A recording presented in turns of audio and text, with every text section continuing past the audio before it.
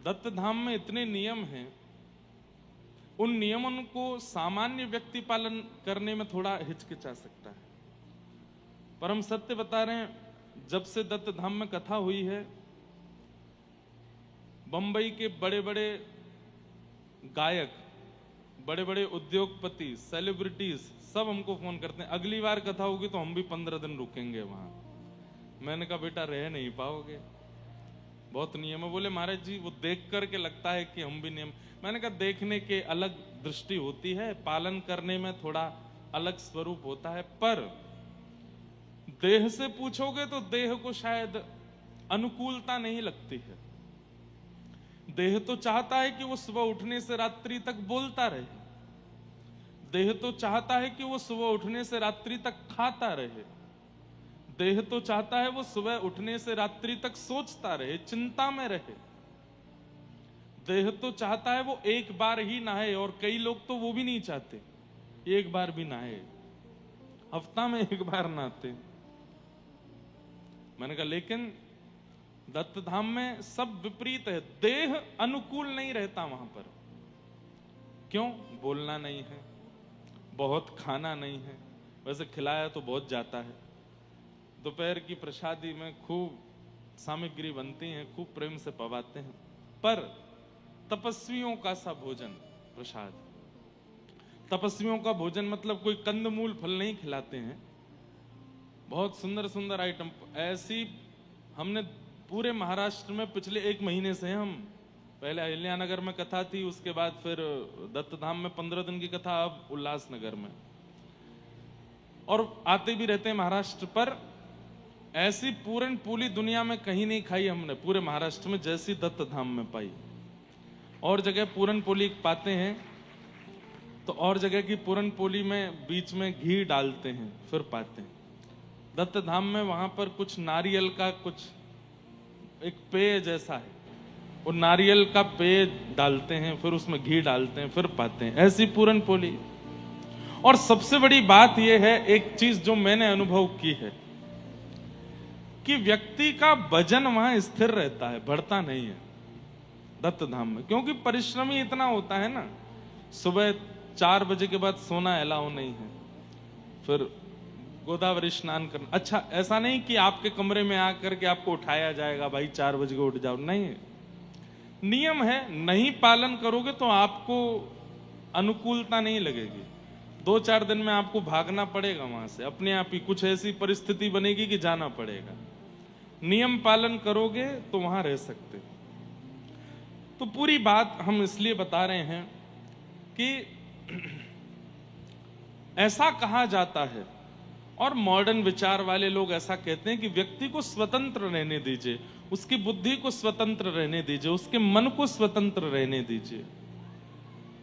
पर कई बार बंधुओं परितंत्रता भी बहुत आवश्यक है।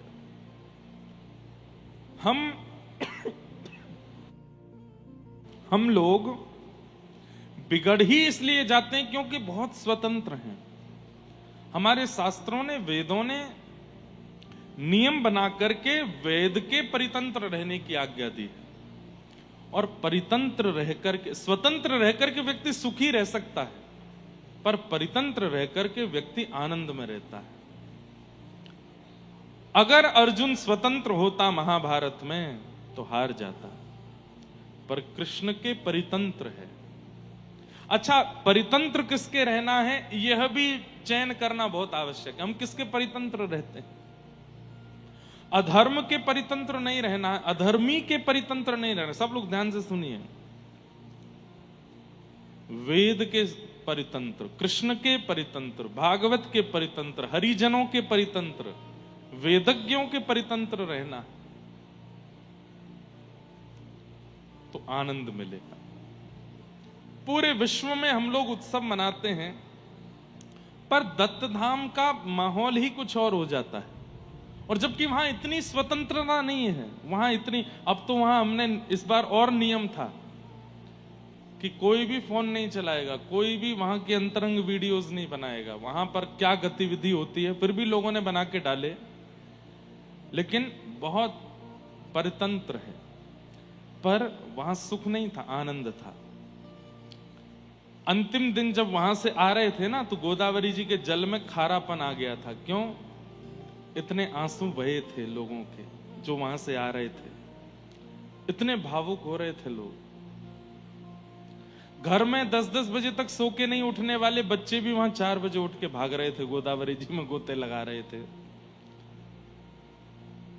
बिना मैदे की वस्तु खाए भी नहीं, बिना रहने वाले लोग पिज्जा पास्ता में ही पूरा जीवन व्यतीत करने वाले शुद्ध सात्विक प्रसाद पा रहे थे। और सबसे बड़ी बात, बिना एसी के रह नहीं सकते। वहां बिना एसी के केवल पंखे वाले कमरे में सो रहे थे बड़े बड़े और हमारी तो अभी वहां दीक्षा क्रम हुआ था, महाराज जी ने एक टेंट लगवाया और उस टेंट में 3000 गद्दे, मतलब आने वाले सुनने वाले श्रोताओं के लिए भी सारी व्यवस्था की।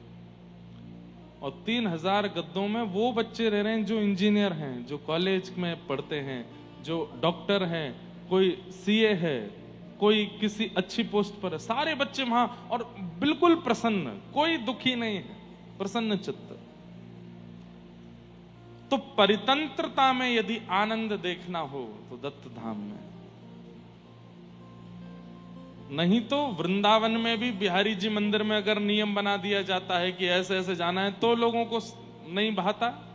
हम ऐसे क्यों जाएं, इतनी ज्यादा सिक्योरिटी क्यों, इतनी ज्यादा रुकावटें क्यों? पर परितंत्रता सुख देती है, ये हमने दत्त धाम में देखा, आनंद देता है। और 4 बजे उठते थे तो इसका मतलब ये नहीं 8 बजे सोते थे। रात्रि के कार्यक्रम अभंगवारी होती थी, 1-1, 2-2 बज जाते थे। कई बार तो बस लेटने जाते थे कमरे में, लेटे उठे स्नान और जप में बैठे। लेकिन अद्भुत है, अद्भुत है वो धाम। आज सब वहाँ के हमारे बाकी सब लोग तो कई लोग बेंगलोर गए हुए हैं, पर हमारे कुछ गुरुजन विद्यार्थी जन सब आए हैं, सबको प्रणाम करते हैं, वंदन करते हैं।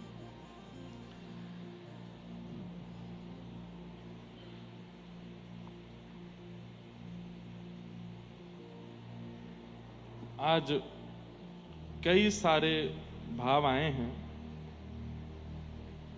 पर कुछ विशेषों के हम बात कर लें। किसी ने कहा है महाराज जी हरि कृपा गुरु कृपा, एक पद सुना दीजिए। अब पद सुनाने को तो कहा, पर पद का नाम गलत लिखा है। क्या कह रहे हैं? गोविंद गीत, जबकि है गीत गोविंद। बोलो गोविंद गीत सुना दीजिए। तो पहले भैया उच्चारण उचित करो। जयदेव महाप्रभु के द्वारा कृत गीत गोविंद अष्टपदियों की श्रृंखला है, और उसमें एक पद नहीं है, अनेक पद है। ये देखो, ये गीत गोविंद के सारे पदों की किताब है, इसमें बहुत सारे पद हैं। इसका केवल एक ही पद गाते हैं, एक पद और गाते हैं हम। धीर समीरे यमुना तीरे बसती बने बनमाली। बहुत सुंदर है। अभी जगन्नाथपुरी में कथा है, 27, 28, 29, 30 जून, 20 से 26 तक कटक में कथा है। उड़ीसा में ही एक पुरी के पास में स्थान है कटक। और फिर 27, 28, 29, 30 जगन्नाथ जी का जन्मोत्सव है। जगन्नाथ जी का जन्मोत्सव कब होता है? स्नान पूर्णिमा। उस दिन ठाकुर जी 108 और भी ज्यादा हो जाते हैं कलशों से जल से स्नान करते हैं। इंद्रद्युम्न राजा की तपस्या की पूर्णता पर, उसकी इच्छा पर ठाकुर जी इसी दिन प्रकट हुए। किस दिन? स्नान पूर्णिमा। स्नान पूर्णिमा के दिन बंधुओं, आप लोग आ सको तो जगन्नाथपुरी आइएगा। हम कालीराम साईं जी को भी बुलाएंगे कि वो भी आवें। इस बार जगन्नाथ जी का एक साथ दर्शन करें उनके मंगल में प्राकट्य दिवस पर। और जो नहीं आ सकते हो, उस दिन बंधुओं घर पर सुंदर ठाकुर जी का जलाभिषेक करो। दूध नहीं, घी नहीं, दही नहीं, पंचामृत नहीं, उस दिन केवल जल से अभिषेक होगा। कैसे करना चाहिए, थोड़ी बहुत विधि हम बता देते हैं। मटके में सुंदर जल रखो, हो सके तो दिव्य नदियों का जल हो, यमुना जी का हो तो बहुत अच्छा है। यमुना जी का जल, हमारे लाल जी के लिए यमुना जी का जल आता है। कटा पत्थर एक स्थान है उत्तराखंड में, जहां श्री यमुना जी पहली बार पृथ्वी पर आती हैं हिमालय से। इतना शुद्ध सात्विक कांच जैसा जल है वहां पर। वहीं से जल पहुंचेगा जगन्नाथपुरी, तो वहीं से आता हर वर्ष। रात्रि में उस जल को मटके में रखो, जल में बढ़िया इलायची पीस करके और छान करके बहुत बारीक बारीक उसके दाने जल में पधराओ। खूब शुद्ध बढ़िया वाली केसर जल में पधराओ।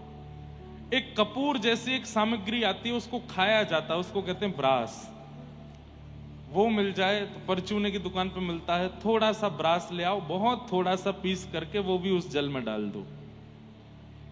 उसके बाद चंदन घिस करके, खूब सारा चंदन घिस करके भी उसमें डाल दो। फिर गुलाब की पत्तियां, मोगरे के पुष्प, ये मोगरा तो नहीं है, मोगरा यहीं कहीं, हाँ भागवत जी पर धारण है, मोगरा का पुष्प श्वेत, वो डाल दो। कुछ भी आर्टिफिशियल सामान नहीं, इत्र वगैरह कुछ नहीं डालना है उसमें। तो क्या क्या डालना है, इलायची डालो, केसर डालो और ब्रास डालो, चंदन घिस करके डालो, मोगरे का पुष्प और गुलाब का पुष्प, ये भर करके खूब 2-4 मटकों में भर करके मटके को ऊपर सुंदर मलमल के वस्त्र, श्वेत वस्त्र से ढक दो। उसके बाद उन मटकों का श्रृंगार करो। क्यों? श्री यमुना जी के भाव से। ये यमुना जी, और जहां आपके ठाकुर जी विराजते हैं वहीं उन मटकों को ठाकुर जी के पास विराजमान करो। रात्रि में ठाकुर जी और श्री जी यानी कि यमुना जी का रास बिहार होगा। रास बिहार होता है, या तो कूलर, बढ़िया ठंडा कूलर हो, या तो एसी हो, चालू रखिएगा पास में। ये जो स्नान पूर्णिमा आती है 9 तपा के दिनों में आती है, सबसे भयंकर गर्मी होती है 9 दिन की, उन्हीं के बीच में स्नान पूर्णिमा होती है। रात्रि भर वो जल इतना ठंडा हो जाएगा, इतना ठंडा हो जाएगा, सुबह सुबह महाराज वो पूरा जो कक्ष है वो महक से गमक उठेगा। उसकी महक नहीं जाएगी कम से कम 10 दिनों तक, केसर की, इलायची की, इतना अच्छा लगेगा, ऐसा लगेगा ठाकुर जी बैठे हैं प्रत्यक्ष। फिर उसके बाद सुंदर पात्र लो, पात्र लेकर के ठाकुर जी को केवल एक कौपीन, एक लंगोटी पहनाओ और कुछ नहीं, और बढ़िया धीमे धीमे उस जल से स्नान कराते रहो, पद गाओ, स्तुतियां गाओ और खूब देर तक ठाकुर जी को नहवाते रहो। सामने एक फुब्बारा चला दो, छोटा सा फुब्बारा आर्टिफिशियल मंगा लो, उसमें भी थोड़ी इत्र आदि डाल करके वो फुब्बारा चलता रहे। पीछे खस की टाट लगा दो और उस टाट को भी गीला कर दो, उसमें भी खस, मतलब ठंड ही ठंड, इतनी मतलब जाड़ा लग जाए ठाकुर जी को, ऐसी शीतलता रखो। और बढ़िया नीचे कोई फर्श पर कालीन वालीन नहीं, सामान्य पृथ्वी रहने दो, उस पर भी थोड़ा गीला गीला हो जाए, वो भी ठंडी हो जाए, मतलब चारों दिशाओं से ठाकुर जी को शीतलता का अनुभव हो। और उसके बाद बढ़िया ठाकुर जी का अभिषेक करो। अभिषेक करने के बाद ठाकुर जी चकाचक हो जाएंगे। फिर जो ठाकुर जी को कौपीन पहनाई थी उसमें केसर का और पूरे रस का वर्ण आ जाएगा, पीला पीला हो जाएगा। उसके चीरा बना करके घर के सब लोगों को दे दो, कोई अपने गले में पहन लो, कोई अपने कलावे में बांध लो ठाकुर जी का वस्त्र। फिर ठाकुर जी का बहुत सूक्ष्म श्रृंगार, उस दिन एक ही वस्त्र पहनाओ ठाकुर जी को, ज्यादा नहीं, एक वस्त्र पहना करके चंदन घिस करके उस चंदन की छोटी छोटी गोलियां बना करके वही ठाकुर जी को माला, उसी का ठाकुर जी को पाग, उसी के कुंडल। ठाकुर जी को आज कुछ भी भारी पहनाना नहीं। और फिर बढ़िया प्रसादी भोग लगाओ। प्रसादी में भी खाने वाली वस्तु कम, पीने वाली वस्तु ज्यादा। आम का पना, पना जानते हैं आप? आम का पना गर्मियों में पिया जाता, आम का पना बनाओ सुंदर। और दूध, घी, दही की सामग्री कम, पानी की सामग्रियां ज्यादा, जल की सामग्री। ऐसी सुंदर सुंदर बढ़िया 3-4 प्रकार के पीने के आइटम बनाओ। आइटम नहीं बोलना चाहिए ठाकुर जी के लिए बढ़िया प्रसादी सिद्ध करो। और आप लोगों को जो बढ़िया लगे रुचिकर वो बना के ठाकुर जी को पवाओ। फिर ठाकुर जी का प्रसादी जल सब में वितरण करके उसको पान करो। वो जल ऐसा होना चाहिए जो पान किया जा सके, ठाकुर जी को अर्पित किया जा सके। ऐसे करके स्नान पूर्णिमा अपने घर पर मनाइए। और उस दिन जरूर गाइएगा क्या, जगन्नाथ चकानैन नीलाचल वारे, तू न संभाले तो कौन संभाले हो।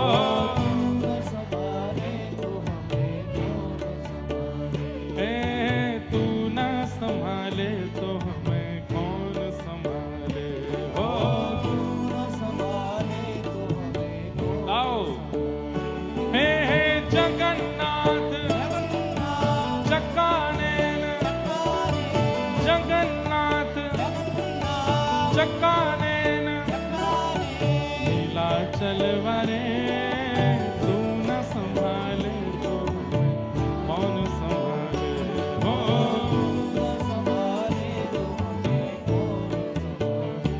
हे मेरी ये नैया है अब तो तेरे हवाले,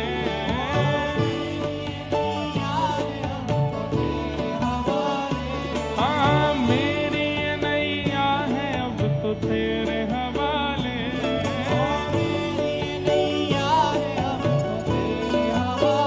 तो हमें तू न संभाले तो हमें कौन संभाले हो। हाँ हाँ तू न संभाले तो हमें कौन संभाले हो। मेरे प्रभु जगन्नाथ चकानैन, जगन्नाथ चकानैन नीलाचल वारे, तू न संभाले तो हमें कौन संभाले हो।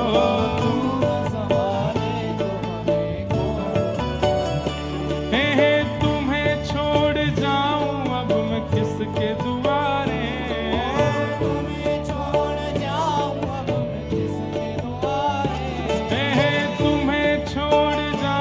अब मैं किसके दुआरे।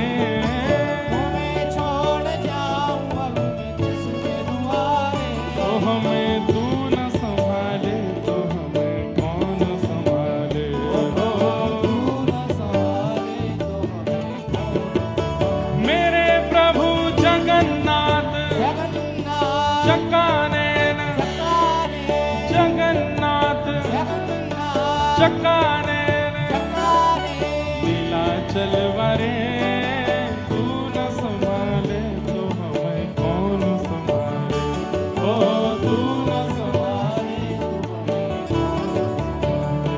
हे बलभद्र सुभद्रा संग आप विराजे, बलभद्र सुभद्रा संग आप विराजे। हे बलभद्र सुभद्रा संग आप विराजे,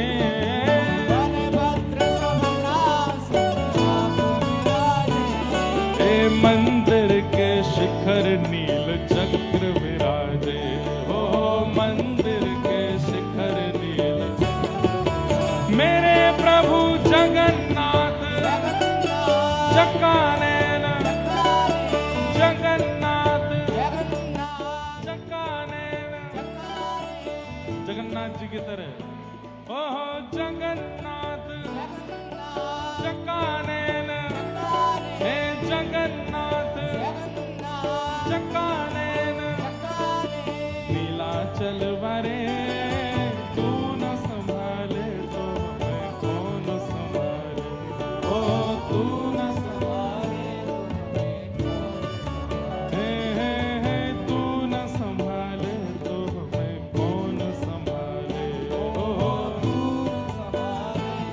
श्री जगन्नाथ महाप्रभु की। बैठ जाओ। तो स्नान पूर्णिमा पर महाप्रभु जगन्नाथ जी का ये पद भी गाइएगा। ठाकुर जी को खूब चकाचक नवावे के बाद भोग प्रसाद लगाने के बाद उसके बाद फिर जगन्नाथ जी को याद कीजिएगा। वहां जो आएंगे वो तो हमारे साथ गाएंगे, और जो नहीं आ पाएंगे वो अपने घर बैठे बैठे गाइएगा। और एक जगन्नाथ जी का एक कार्टून आता है पोगो पर, देखा है? उसका एक नया शायद मूवी उसके आए हैं क्या? वो लोग पोगो वाले आए हैं क्या? बैठे नहीं, अभी मिले थे। उसका ट्रेलर लॉन्च भी हम वहीं कथा में ही करेंगे, और उस जगन्नाथ जी के सुंदर कार्टून वाले में ये वाला पद भी हम गा रहे हैं। और वहां एक भक्त है, वो जगन्नाथ जी को जगह जगह कह के बुलाता है, ए मेरे जगह जगन्नाथ जी को। तो बहुत सुंदर उसकी वो भी लीला आएगी। तो जगन्नाथपुरी में इस बार हम 10 दिन वहीं हैं, 20 जून से लेकर के और 30 जून तक। तो 20 जून से 26 जून पहले कटक में कथा है, फिर 27, 28, 29, 30 जून जगन्नाथपुरी में। वहां चकाचक सुबह तो कथा सुना करेंगे। गर्मी का समय है, एसी पंडाल बन रहा है, बढ़िया, खूब प्रेम से आइएगा। और फिर पूरे दिन आनंद करेंगे, ऊधम करेंगे। कभी खीर चोरा गोपीनाथ जाएंगे, साक्षी गोपाल जाएंगे, ऐसा आनंद वहां होगा। समुद्र स्नान करेंगे। तो स्नान पूर्णिमा पर खूब ठाकुर जी को आनंदित कराइएगा। फिर किन्हीं का प्रश्न है कि महाराज जी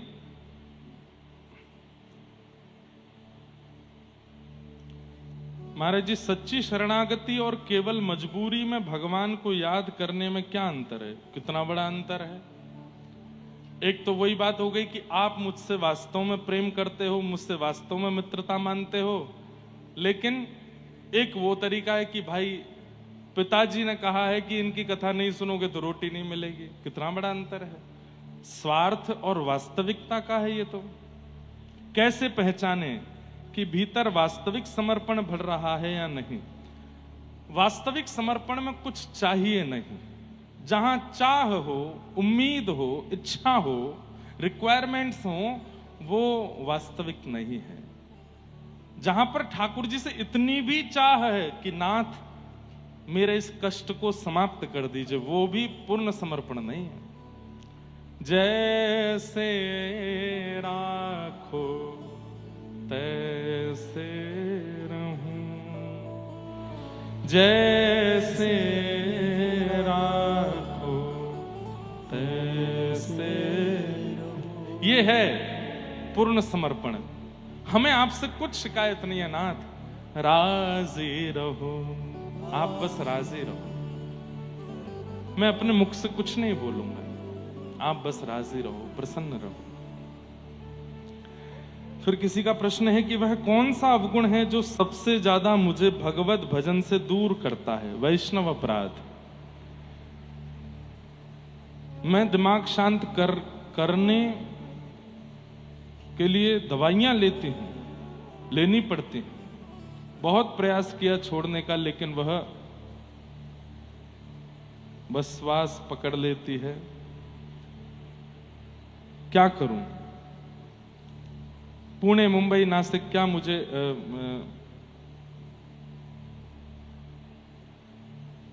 नाम जप करते समय नींद? ये भगवान, एक ही पर्ची में 5-6 प्रश्न है।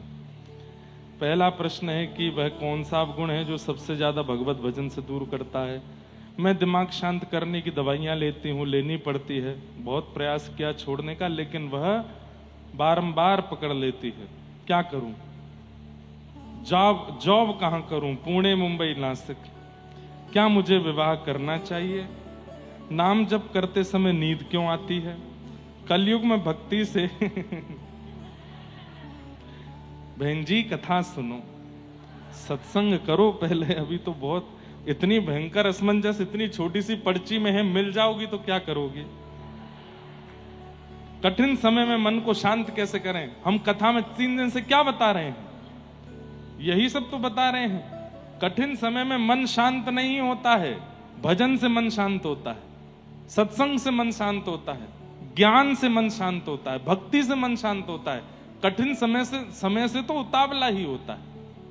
भजन करो, सत्संग करो। अब हम कथा में बहुत कुछ बताते हैं, सुनते नहीं है ध्यान से, फिर हमसे प्रश्न करते हैं। आपके चरणों में दंडवत प्रणाम। जब मन बार बार नियंत्रण चाहता है तब समर्पण कैसे संभव है? जब मन बार बार नियंत्रण चाहता है तब समर्पण कैसे संभव है? समझ में आए तो बताना। फिर हमें 4 साल हो गए दीक्षा लेके। दीक्षा के बाद हमसे वो सब काम हुए जो कि एकदम भक्ति के विमुख हैं। बहुत बहुत गलत काम किए हैं, वैष्णव अपराध भी बहुत हुए, भजन 0 हो गया है। हम सुधरना चाहते हैं, क्या श्री जी मौका देंगे? कृपया समाधान करें। सबसे पहले तो गुरुदेव के सामने जाके कन्फेस करो कि आपने कौन कौन से अपराध आपसे हुए हैं, कौन कौन से पाप आपसे हुए हैं। गुरुदेव क्षमा करेंगे तो सब संभव है, बाकी और किसी से क्षमा मांगने से कुछ नहीं होगा। और एक बात हम बता दें बंधुओं, गुरु दीक्षा लेने के बाद आपको बहुत सावधानी रखनी चाहिए। क्यों? आप जो कुछ भी करते हैं उस सब का दंड गुरु जी को भी मिलता है। अगर किसी गुरुदेव को जोर से छींक आ रही है तो समझ जाओ कि किसी शिष्य ने कुछ गड़बड़ की है। इसलिए भैया कम से कम अपने जीवन तक ही साथ रखिए, गुरुदेव को जावे ऐसी क्रियाएं नहीं करनी चाहिए। अभी दत्त धाम में हमने 4-5 लोगों की दीक्षा विश्राम दे दी। हमने कहा तुम गुरु मानो पर हम आपको शिष्य नहीं मानते। क्यों? बार बार समझाने के बाद भी वो अपने गलत आचरण नहीं छोड़ रहे थे। इसलिए हमने कहा भैया देखो, हम 1 बार 2 बार 3 बार 4 बार समझा सकते हैं, अब तुमको यहां भी बुला करके समझा रहे हैं फिर भी तुम नहीं मान रहे हो, तो फिर अपने मन माने आचरण करने हैं तो आप करो, हम आज से आपकी जिम्मेवारी नहीं लेते। तो इसलिए गुरुदेव से ही क्षमा मांगिए जा करके, और सब बता के, एक भी चीज रह ना जाए, सब बता देना। उसके बाद गुरु क्षमा करें तो कुछ बात बन सकती है, नहीं तो नहीं। मैं खुद में उलझ गया हूं। जैसे मेरे भीतर 2 व्यक्ति हैं, एक जो भगवत प्राप्ति चाहता है, दूसरा उसका विपरीत जो संसार का मोह दोष लोभ में उपाय पड़ा हुआ है। उपाय बताइए। एक मार्ग चुनना पड़ेगा। प्रारंभिक स्थिति में हम सब ऐसे ही होते हैं।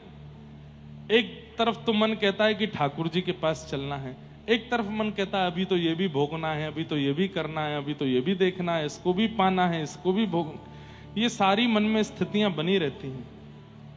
एक ठौर अपना लीजिए, मन पर पत्थर रख करके या तो पूर्ण रूपेण संसार की ओर ही भाग जाओ, या फिर उसको पूर्ण रूपेण त्याग करके ठाकुर जी की ओर आ जाओ।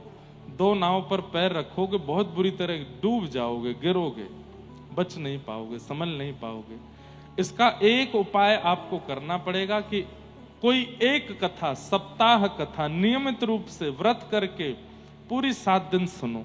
उसके बाद अपने मन से पूछिए क्या चाहिए। अगर चाहिए ठाकुर जी तो पूर्ण रूपेण उन विषय वासनाओं को तिलांजलि दे दीजिए कि देखो हम भी गृहस्थी हैं, हम भी परिवार में रहते हैं, हम भी आप लोगों की तरह ही हैं, पर बात ऐसी है कि विषय को हावी मत होने दो यहां पर, उसके बिना हम रह नहीं सकते, ये मत करो। जो आवश्यक है वो तो करना ही है, पर उसी में ही रमे हैं, उसी का ही, उसके बिना रह ही नहीं पा रहे हैं, ऐसे नहीं होता है। एक मार्ग चुनिए और उसको पकड़ लीजिए।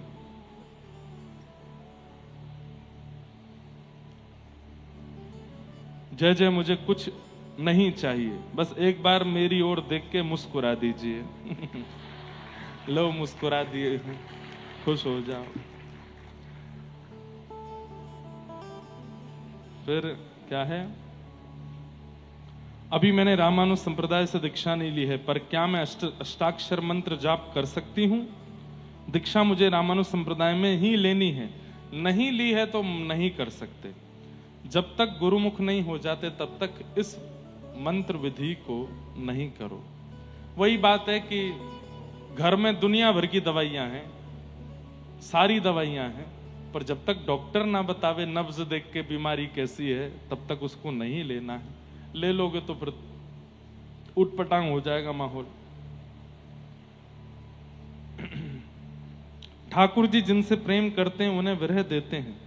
ब्रज के भाव से विरह की असली परिभाषा क्या है? प्रतीक्षा करना और मिलन की इच्छा ना रखना। बहुत उल्टी परिभाषा है। प्रतीक्षा भी है पर वो मिले ऐसी जिद भी नहीं है। प्रतीक्षा उतनी ही है कि वो मिल जाए, पर वो मिले इसकी जिद नहीं है। इसको विरह कहते हैं। अब सोचते रहना है इसको क्या है। बहुत सुंदर। प्रतीक्षा रहे और मिलन की जिद भी ना हो, उसे विरह कहते हैं।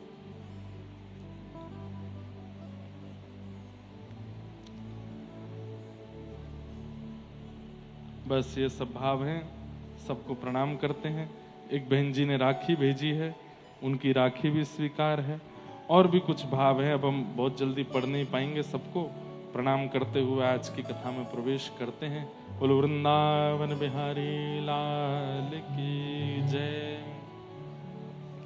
कल हम लोगों ने श्रवण किया कि 88,000 सौनकादि ऋषि सूत जी महाराज से जाकर के भागवत जी की कथा सुन रहे हैं। सूत जी ने अपने गुरुदेव को प्रणाम किया और प्रणाम करके कथा कहना प्रारंभ करते हैं।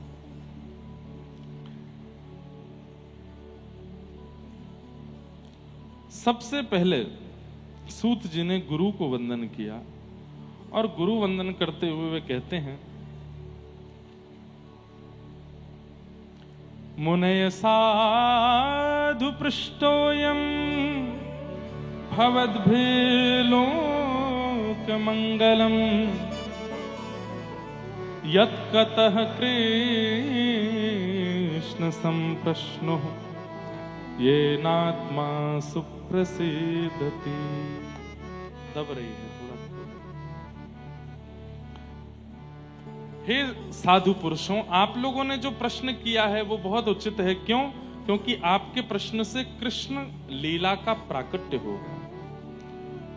यहां पर एक बात स्पष्ट करते हुए सूत जी कहते हैं कि प्रश्न सदा ऐसे करो जिन प्रश्नों से भगवत चर्चा प्रारंभ हो, भगवत लीला प्रारंभ हो। भगवत लीला, भगवत चर्चा का प्राकट्य जिस प्रश्न में ना होता हो, ऐसा प्रश्न सामाजिक रूप से नहीं करना चाहिए। एकांतिक रूप में कर लो, एकांतिक भाव में कर लो। लेकिन जब समाज में पूरी संगत बैठी हो तो ऐसा प्रश्न करना चाहिए जिस प्रश्न से महाराज जी या प्रश्न का उत्तर देने वाले वो कोई लीला सुनावे, वो कोई भाव सुनावे। जैसे अनेक प्रश्न अभी देखे, उन प्रश्नों को देख करके एक चिंतन, एक भक्त की लीला हमको याद आई। एक कृष्णदास नाम के बहुत भक्त हुए हमारे व्रज में। एक सिद्ध श्री कृष्णदास थे, सिद्ध कृष्णदास। सिद्ध कृष्णदास बाबा ये बहुत कम अवस्था में, 14-15 वर्ष की अवस्था में वृंदावन आ गए। और वृंदावन आकर के इन्होंने संत महात्मा साधुओं से बस थोड़ी नाम दीक्षा ले ली और यमुना जी के तट पर बैठ करके भजन करने लगे। लेकिन इनका मन नहीं लगा। क्यों? दर्शन करने की बड़ी इच्छा होती थी। और उस समय वृंदावन में गोविंद देव जी प्रकट हुए थे, पर मुगलों के आक्रमण के कारण गोविंद देव जी जयपुर चले गए थे। बहुत ध्यान से सुनना। तो श्री सिद्ध कृष्णदास बाबा 15-16 वर्ष की अवस्था में इन्होंने कहा गोविंद देव जी नहीं है यहां पर, मैं क्या करूं? तो ये भी जयपुर चले गए। और जयपुर जाकर के वहीं गोविंद देव जी के मंदिर में जाके पुजारी जी से कहा मुझे कुछ सेवा दे दो, मैं बस दर्शन करूंगा, भजन करूंगा, सेवा करूंगा। ऐसे ही पूरा जीवन व्यतीत करना है। 15 साल का बालक। तो पुजारी जी ने इनको एक सेवा दे दी। मंदिर में ये सेवा करते, दर्शन करते, प्रसाद पाते और भजन करते। बस यही इनका काम। बहुत ध्यान से सुनिएगा बंधु। 15 वर्ष 16 वर्ष की अवस्था में गोविंद देव जी मंदिर गए। केवल प्रसाद, दर्शन और भजन यही करते, कहीं बाहर भी नहीं जाते मंदिर से। 10 वर्ष हो गए। जब इनकी अवस्था हुई 26 वर्ष की, तो 26 वर्ष की अवस्था में धीरे धीरे इनको क्रोध आने लगा। और शास्त्राज्ञा करते हैं कि क्रोध प्रकट रूप है किसका? काम का। यदि किसी व्यक्ति को भयंकर क्रोध आ रहा है तो इसका मतलब है कि उसके अंदर काम भी है। काम कई बार प्रकट नहीं होता, और हमारे भारत की तो परंपरा भी ऐसी है कि काम छुपाते हैं लोग, लेकिन काम अपना दूसरा रूप दिखा देता है। क्रोध, छोटी छोटी बात पर गुस्सा आ जाता है, दांत कसकसाने लगते हैं, चिल्लाने लगते हैं, गालियां देने लगते हैं, मारपीट तक उतर आते हैं, छोटी छोटी बात पर तबाही मचा देते हैं। इसका मतलब है वो व्यक्ति के अंदर काम भी बहुत है। तो जब इनके अंदर क्रोध प्रकट होने लगा, अब मंदिर में दर्शनार्थी आते, उनसे लड़ लेते, कभी चिल्ला देते, कभी गुस्सा करते, फिर ये अपने आप सोचते मुझे इतना क्रोध क्यों आ रहा है। एक रात्रि तो ऐसा हुआ कि इनको काम का अनुभव भी हो गया।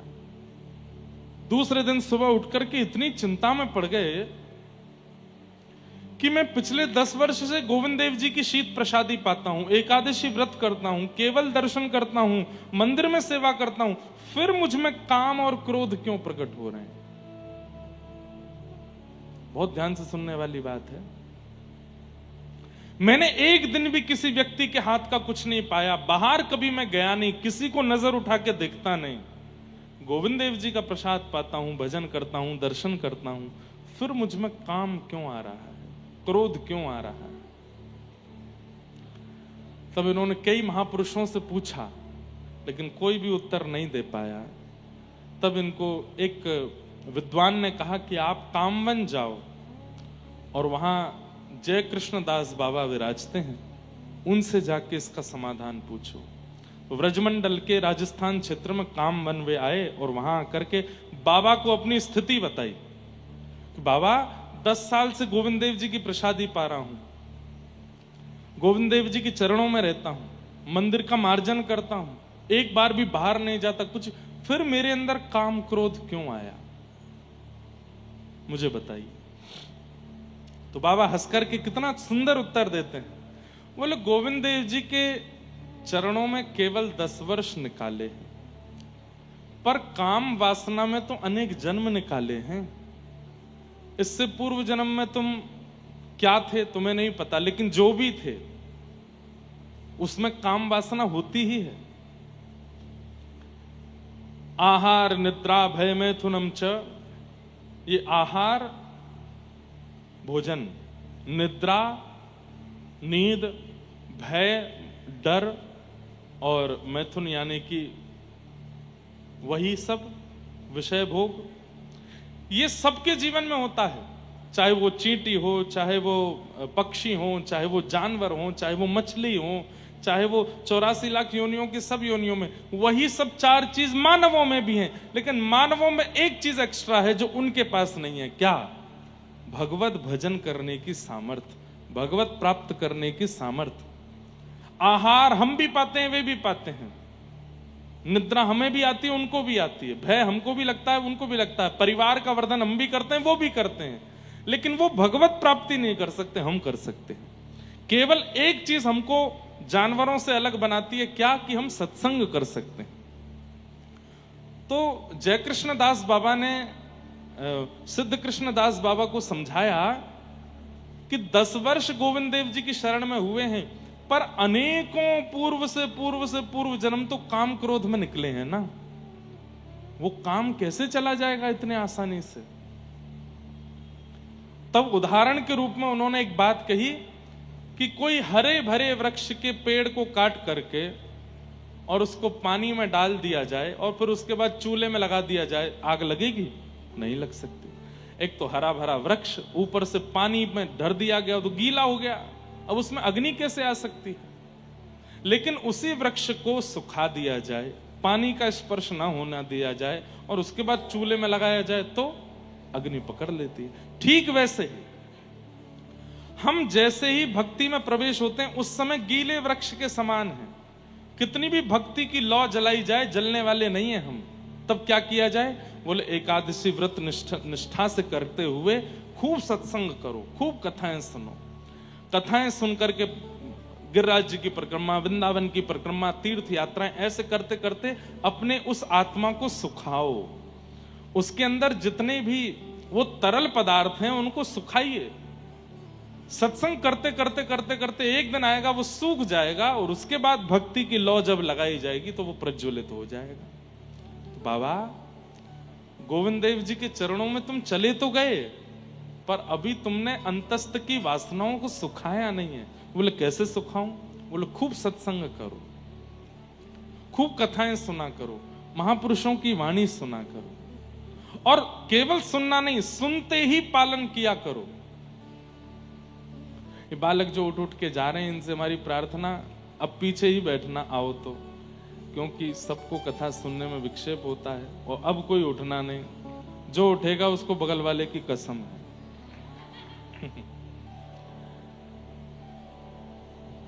एक तो सबसे आगे बैठे फिर उठ के जा रहे हैं, तो पीछे बैठना चाहिए था। क्या बता रहा था मैं? क्या बता रहा था? कहां था? हाँ, सत्संग करके तन को सुखाओ। तब उन बाबा ने खूब सत्संग किया और सत्संग करते करते करते करते करते ब्रजमंडल में ही एक गांव में रहने लगे। और उन्होंने अपना नियम कैसे बना लिया?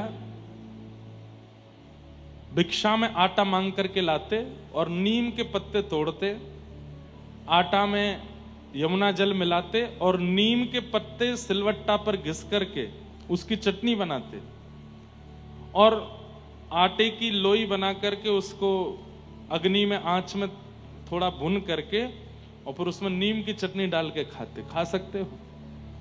और ऐसा उन्होंने 35 वर्ष तक किया। 35 वर्ष तक ऐसे पा करके रहते और एकादशी के दिन कुछ भी नहीं पाते। इतना कठोर व्रत किया, इतने कठोर नियम में रहे और केवल कथा सुनते। तब 35 वर्ष बाद जाकर के उनके अंतस्थ की जितनी भी विषय वासनाएं आदि थी वो सब नष्ट हुई। और किशोरी जी के मन में आया और ललिता जी से बोली, ललिता व्रजमंडल में रह तो भयो भी कोई सूख हो आटो पावे, नीम की पत्ती खावे, मुंह को बड़ो कष्ट होवे। तू या बाबा को जाए करके खूब सामग्री पवाए क्या, तभी मैं राजी होंगी। तब ललिता जी गईं और रूप बदल करके गई, बाबा से जाए करके बोली, बाबा मेरी मैया ने तुम्हारे काज सामग्री भेजी है ना, पाए लो। बाबा बोले मैं बाहर को कछु ना पाऊं। तो फिर उन्होंने कहा मैं श्री जी को भोग लगाए के लाई हूं। ये सुनते ही तो बाबा प्रसन्न हो गए। बाबा की नेत्रों की ज्योति जा चुकी थी इतने कठोर व्रत करने से। ललिता जी बोली, बाबा तुम्हें दिखे ना है? बोले ना। बोले मैं अपने घर में काजल बनाऊं, लगा दूं आंखन में? बोले लगाए दो। जैसी आंखन में लगाई, बोले खोलो। खोल करके देखा तो आपको स्पष्ट दिखने लगा, लेकिन ललिता जी अंतर ध्यान हो गई। तब आप बहुत रोए, समझ गए कि किशोरी जी कृपा कर रही हैं, पर आ क्यों नहीं रही हैं सामने। तब कालांतर में आगे फिर लंबा चरित्र है उनका। फिर यही गोवर्धन में मानसी गंगा में रहे और फिर वहां जाकर के समय आने पर इनको किशोरी जी का अनुभव हुआ। सोचो, इन कथाओं को सुनकर के मुझे कभी कभी लगता है कि हमें मिलेंगी श्री जी, हमें मिलेंगे ठाकुर जी, हम पर कृपा करेंगे कभी ठाकुर जी। हमारे अंदर तो सब है। भजन करके नष्ट करना भी हो तो भजन भी कौन सा हम अच्छे से करते हैं, नाम जप भी कौन सा अच्छे से करते हैं। मैंने खुद पे अनुभव किया। अभी हम दत्त धाम में थे, महाराज जी ने नियम दिया 5000 मंत्र रोज करने हैं। करता था तो करते करते कभी कभी झपकी आ जाती, तो फिर अपने आप को उठाते, आंखों पे पानी डालता, फिर करता। झपकी क्यों आ रही है? क्योंकि अभी मिलन की उतनी उत्कंठा नहीं है, इसलिए झपकी आ रही है। मन में खुद पे विचार होता था। फिर करते करते करते करते कभी कभी माला हाथ से छूट जाती थी। तो नियम तो ऐसा है कि हाथ से माला छूट जाए तो फिर दोबारा से शुरू करो, पर हम इतने चतुर, मैं अपनी ही बात बता रहा हूं, किसी और की नहीं। हम नीचे से यूं करते, वहीं से जहां यहीं से पकड़ लूं, पकड़ के कर लूं, अब दोबारा से शुरू से करना पड़ेगा। हमको इतना भार क्यों लग रहा है? क्योंकि अभी मिलन की उत्कंठा नहीं बढ़ी। ये खुद चिंतन में आया। और उस दिन हमने गोदावरी जी से प्रार्थना करके कहा कि ऐसे ऐसे अगर मन में भाव हैं तो मैं जप ही नहीं करूंगा।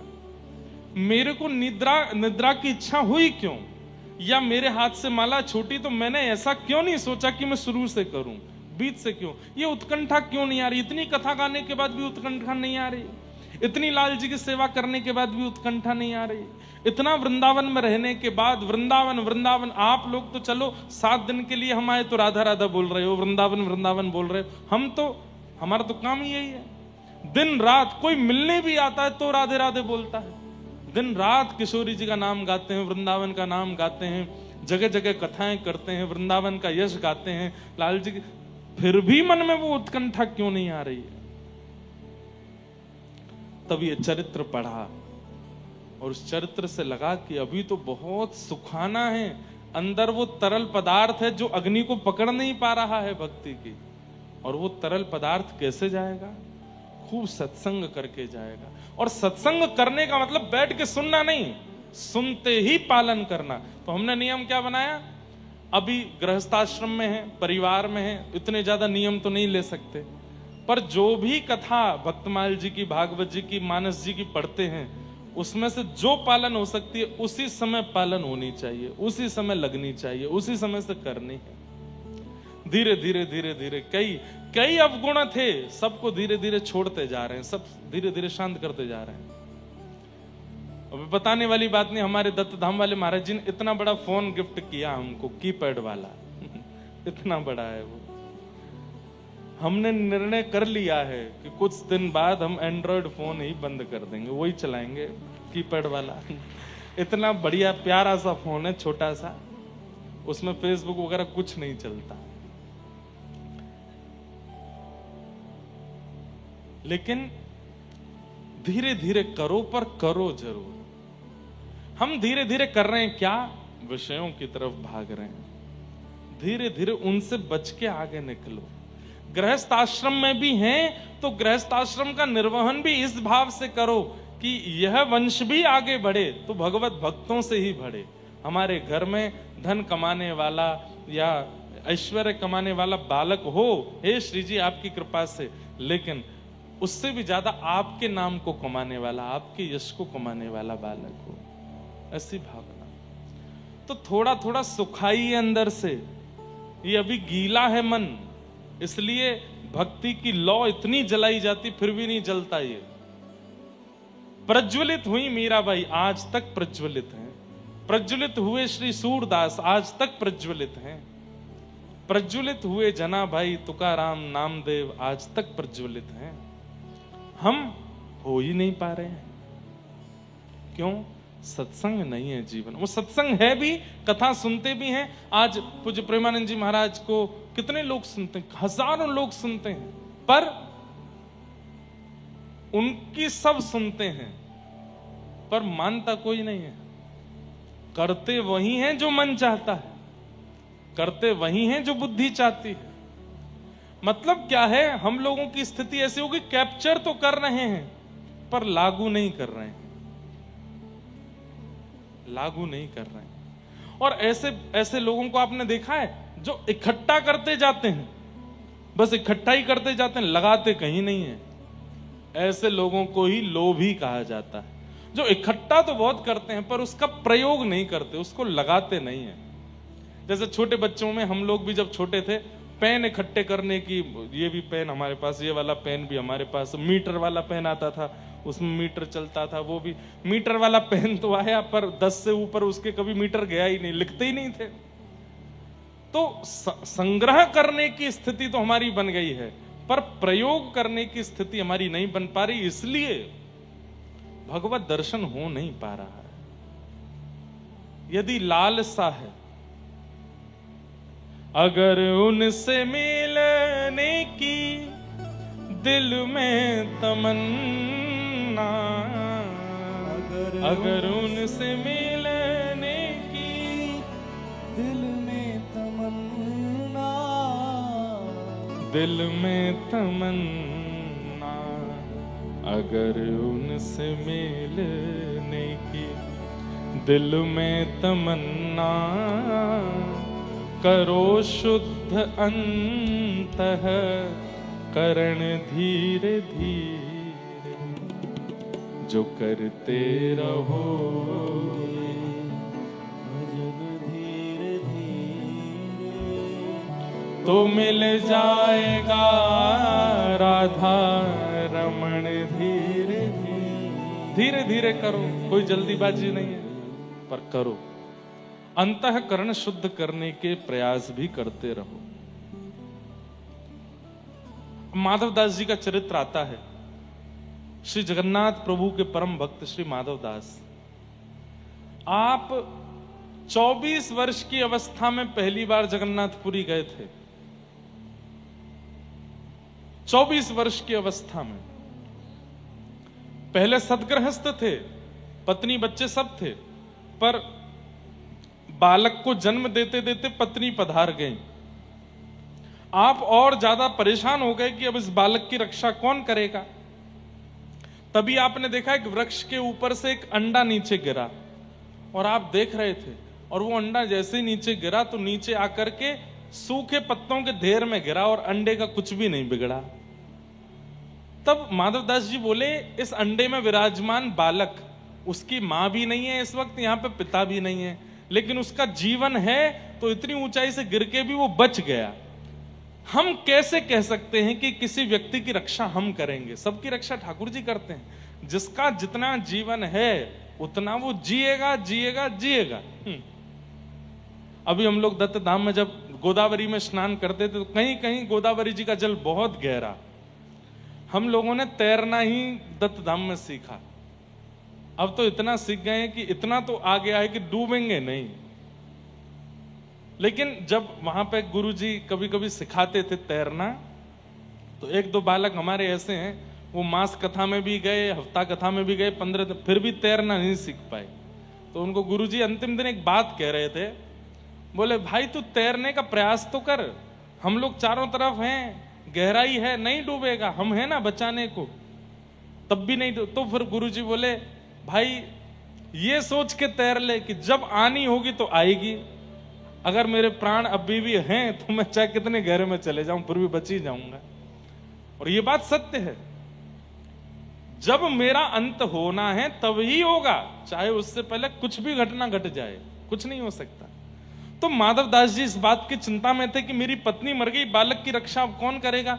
तभी वो अंडा गिरा, गिर करके भी फूटा नहीं, पत्ते के ढेर में गिरा। तो माधवदास जी बोले कि इसकी मां भी नहीं, पिता भी नहीं, फिर भी ये अंडा बच गया। मैं कौन होता हूं चिंता करने वाला अपने बालक की कि मैं इसको बचाऊंगा, मेरे रहने से ये बचेगा, इसकी कोई जिम्मेवारी तो नहीं, जगन्नाथ जी सब देख लेंगे। और बच्चे को परिवार के हवाले करके चले गए। 24 वर्ष की अवस्था में जब जगन्नाथपुरी गए तो केवल नील चक्र का दर्शन किया, जगन्नाथ प्रभु का नहीं। ऊपर विराजमान नील चक्र को देख करके इतना रोए, इतना रोए। क्यों रोए? कि मैंने 24 वर्ष लगा दिए ठाकुर जी के पास आने में। अगर मैं 24 वर्ष नहीं, कम से कम नहीं तो 18 वर्ष पहले, 19 वर्ष पहले भी यहां आ गया होता तो आज ठाकुर जी मिल गए होते। मैं 24 वर्ष गंवाने के बाद यहां पर आया हूं। सोचिए, इतने विरह व्याकुल हुए माधवदास जी कि 4 दिन तक भोजन नहीं पाया। कि मैंने 24 वर्ष पहले मेरे अंदर यह बात क्यों नहीं आई कि मैं आ जाऊं यहां पर। 24 वर्ष लग गए मुझको यहां आने में। और ठाकुर जी उनके इस भाव से इतने प्रसन्न हो गए कि श्री जगन्नाथ जी छोटे बालक का रूप धारण करके गए और प्रसादी लेकर के गए मंदिर से, और जाकर के माधवदास जी को दिया। कहा कौन हो? बोले मैं यहीं का हूं। पुजारी जी को पता चला कि एक कोई भक्त आया है, 4 दिन से भूखा है, तो उन्होंने जगन्नाथ जी का प्रसाद भेजा। माधवदास जी ने प्रेम से प्रसाद पाया। थाल वापस करने के लिए जब मंदिर गए तो पुजारी जी बोले थाल तुम्हारे पास कैसे आया? बोले आपने ही तो भेजा था। बोले अच्छा बताऊं? अभी चोरी करवाता है मंदिर से और कहता मैंने भेजा था। बोले अरे नहीं, आपने एक बालक के हाथ भेजा था। बोले कोई बालक के हाथ नहीं भेजा। मैंने कौन हो तुम, नाम क्या तुम्हारा? बोले आप मुझे नहीं जानते, मैं एक यात्री हूं, माधवदास मेरा। बोले मैं नहीं जानता तुमको, कैसे आया थाल तुम्हारे पास? माधवदास जी के नेत्र बंद हो गए। बोले ओहो, जगन्नाथ जी आए थे प्रसाद लेकर के, भूखा देख नहीं पाए मुझे, पवा के गए। और तब से श्री माधव दास जी जगन्नाथपुरी से गए ही नहीं। वहीं रह करके खूब भजन किया, खूब साधन किया, और ऐसी स्थिति हो गई कि जगन्नाथ प्रभु का दर्शन करने माधवदास दाते, आज जब हम जगन्नाथ जी को देखते हैं तो उछल पड़ते हैं, लेकिन जब माधवदास जी मंदिर जाते थे जगन्नाथ जी उछलने लग जाते थे माधवदास को देख करके। इतना प्रेम ठाकुर जी माधवदास से करते थे। तो स्थिति बने तो सही दर्शन की, और वो कैसे बनेगी?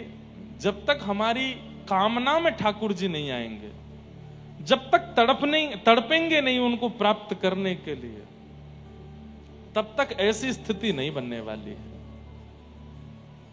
और वो तड़प कैसे आवेगी? कथाएं सुनो, जो आज्ञा की जाती है उसका पालन करो, जो बातें शास्त्रों में कथाओं में व्यास जी के मुख से निकल आती है, भक्त चरित्र में सुनते हो, उसको तुरंत पालन करना प्रारंभ करो। एक दिन इतना विरह चित्त में होगा।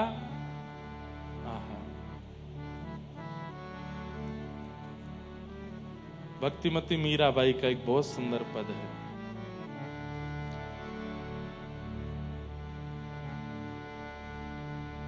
दर्श बिन दुखन लागे,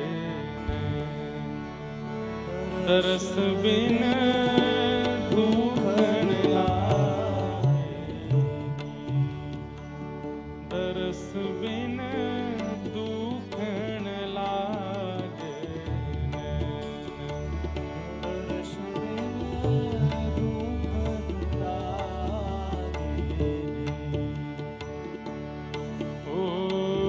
जब ते तुम बिछुड़े पिय मोह से,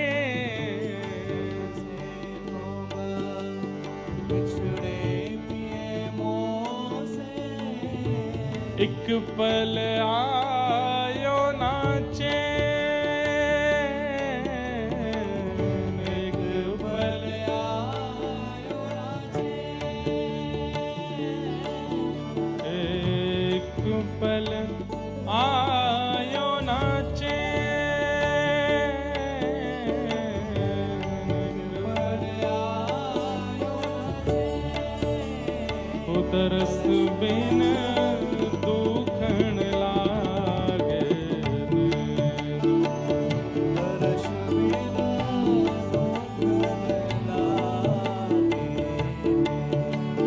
दरस बिन दुखन लागे, दरस बिन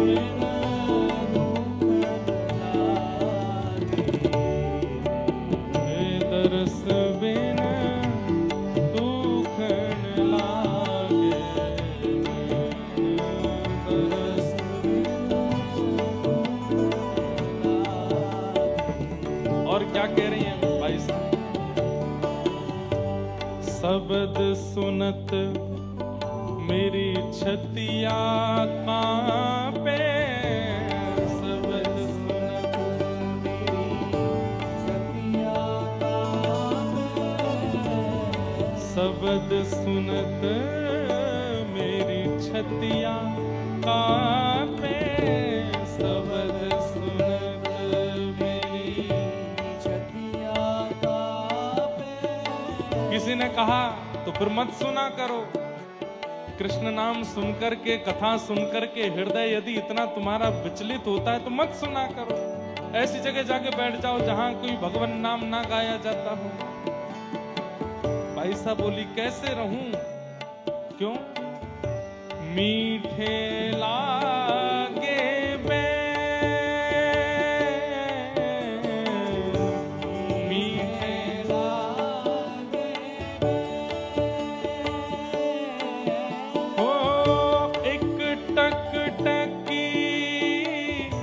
पंथ निहारूं, एक टक टकी पंथ निहारूं, एक टक टकी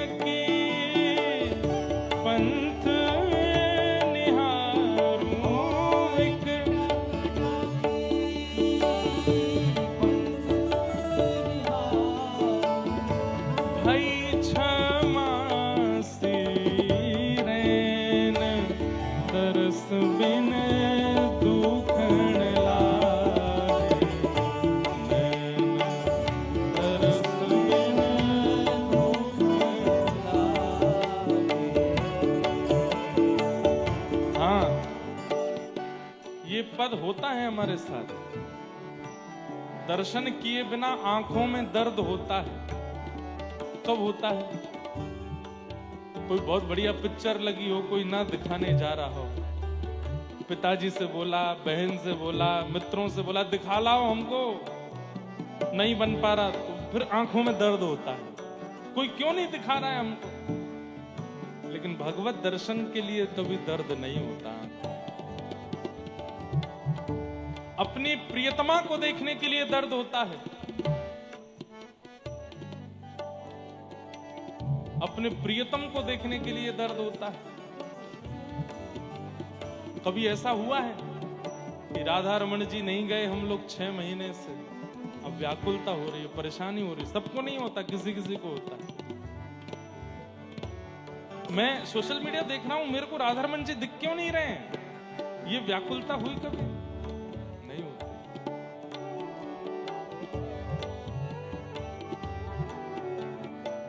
हमारे परिकर के एक भैया अभी आ रहे थे बंबई से मेरे साथ गाड़ी में, तो अपनी होने वाली प्रियतमा से बात करते आ रहे थे।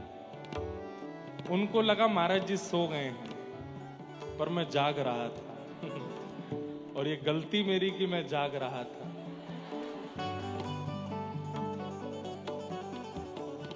वो धीमे धीमे फोन पर गा रहे हैं, एक नदी के 2 किनारे, नाम नहीं बताऊंगा कौन थे। और मैं एक आंख, मैंने कहा क्या कर रहे हो? नहीं नहीं महाराज जी, कुछ नहीं कुछ नहीं कुछ नहीं। मैंने कहा तुम क्या गा रहे थे अभी पद? बोले आपका ही तो पद गा रहा था। मैंने कहा फोन चालू था तुम्हारा। महाराज जी आपकी बहू है होने वाली, सुना रहा था। कितनी व्याकुलता रहती है हमको उस संसारी जीव से।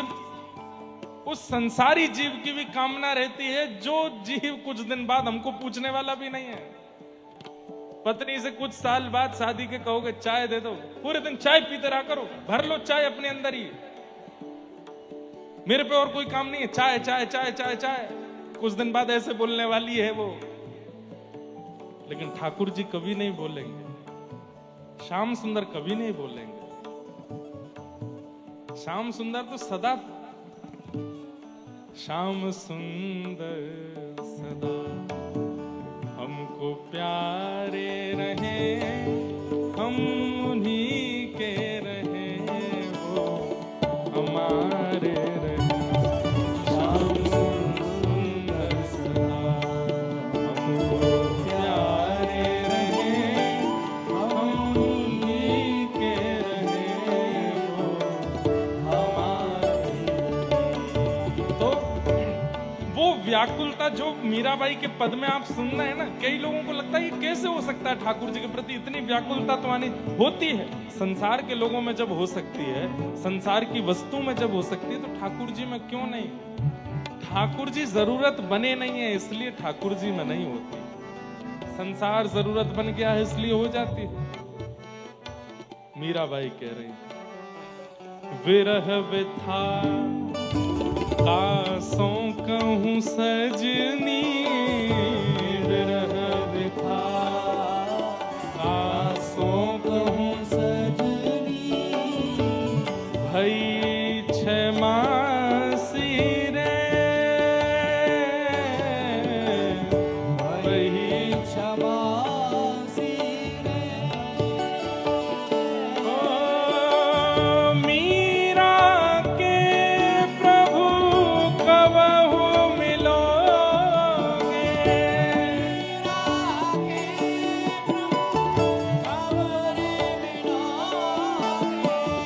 मीरा के प्रभु कबहु मिलोगे,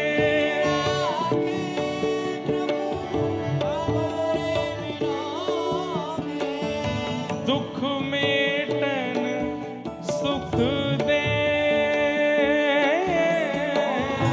दुख मेटन सुख दे, तरस बिन दुखन लागे, तरस बिन दुखन लागे, तरस बिन दुख न लागे दर्श बिना दुख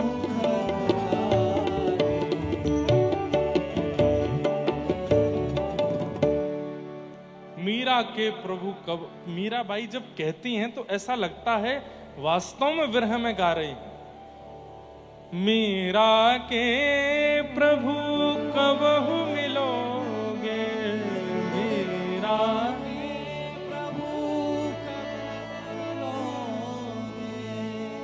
दुख मेटन सुख देन, दुख दर्श बिन दुखन लागे, दर्श बिन दुखन लागे। दुखता है, आंखें दुखती हैं, कान दुखता है, हृदय दुखता है, पर संसार के लिए दुखता है, ठाकुर जी के लिए नहीं।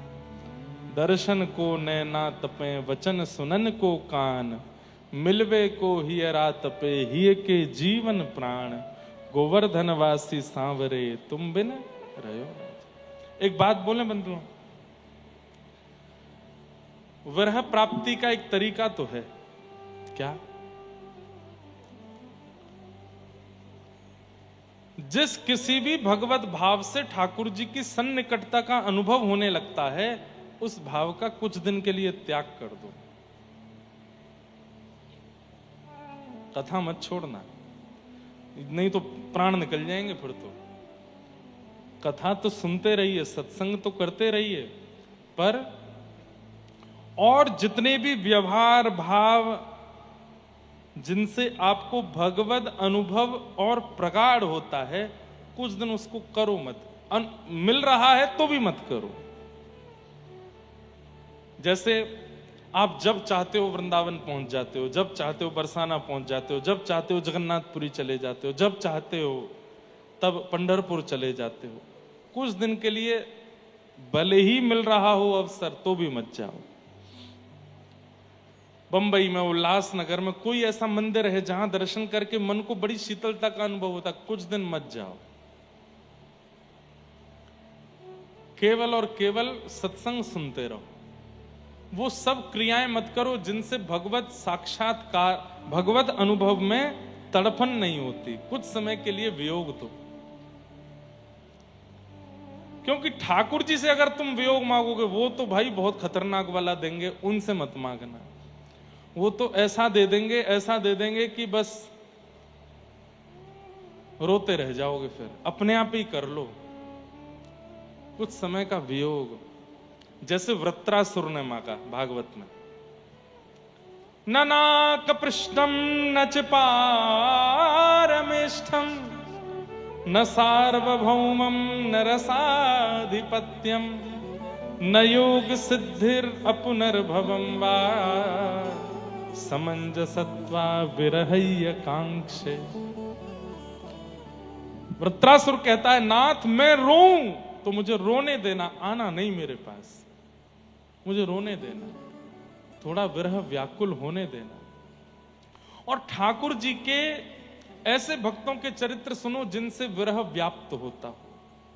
जैसे भक्तिमती मीराबाई का चरित्र सुनो, श्री नरसिंह मेहता जी का चरित्र सुनो, और श्री चैतन्य चरित्र सुनो। अभी 2 दिन चैतन्य चरित्र चला था दत्त धाम में। कितना विरह होता है, कितनी व्याकुलता होती है। ऐसे करके अपने चित्त में स्वयं विरह का निर्माण कर लो तो बच जाओगे। ठाकुर जी ने कहीं विरह दिया, तोड़ देंगे आपको। उनसे विरह की याचना मत करो, खुद कर लो।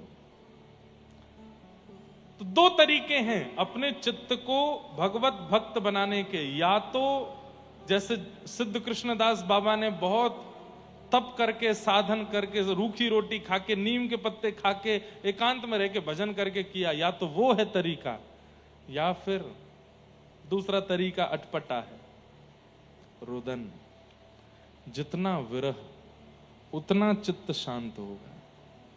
उतना चित्त एकाग्र होगा, उतना चित्त ठाकुर जी के अनुकूल बनेगा। पर विरह आज है नहीं भक्तों में, बहुत सरल हो गया, बहुत सहज हो गया। प्रयास कीजिए कि वह विरह, हमको तो विरह बहुत दे रखा है ठाकुर जी ने, महीना महीना 2-2 महीना वृंदावन जाने को नहीं मिलता। जन्म वृंदावन का, परिवार वृंदावन का, सब परिवार वृंदावन में रहता है, पर हमारी कथा सुन के हजारों वृंदावन जा रहे हैं, हमको ही नहीं मिल रहा वृंदावन। कब से वृंदावन से दूर हैं? 1.5 महीना लगभग हो गया, और अभी भी 16 तारीख तक वृंदावन नहीं जाना है। 12 को यहाँ कथा पूरी करके कोटा जाएंगे, कोटा से फिर बेंगलोर जाएंगे, बेंगलोर से फिर वृंदावन जाएंगे, 2 दिन वृंदावन रुकेंगे, फिर मुक्तिनाथ जाएंगे, मुक्तिनाथ से फिर आगे आगरा में कथा, फिर ऐसे सब क्रम। इतना ठाकुर जी अपने आप विरह वियोग दे देते हैं। शायद इसीलिए कथाओं में इतने भाव प्रकट हो जाते हैं, क्योंकि वियोगी चित्त है, तो विरह दो। सूत जी महाराज कहते हैं, सवै पुंसाम परो धर्मो यतो भक्तिर अदोक्षजे अहैतुक्य प्रतिहता ययात्मा संप्रषेदति। सभी प्राणी मात्र का परम धर्म क्या है? यतो भक्तिर अदोक्षजे, अदोक्षज भगवान की अहैतुकी भक्ति करना। अहैतुकी भक्ति किसे कहते हैं? कैसी भी परिस्थिति आ जाने पर उस भक्ति का त्याग ना करना। कैसी भी परिस्थिति आ जाने पर उस भक्ति का त्याग ना करना। जैसे कुम्मन दास जी का एक बहुत प्रसिद्ध चरित्र मैं कहता हूं कथा में, कि उनके एक पुत्र की मृत्यु हो गई, 7 पुत्र थे। तो जैसे कुम्मन दास जी को पता चला कि मेरे एक पुत्र की मृत्यु हुई, तो कुम्मन दास जी बेहोश होकर गिर पड़े। नगरवासी, ग्रामवासी सब लोग बोले, अरे राम राम राम, इतने बड़े भजनानंदी साधक और केवल पुत्र के मरने की खबर सुन के बेहोश हो गए।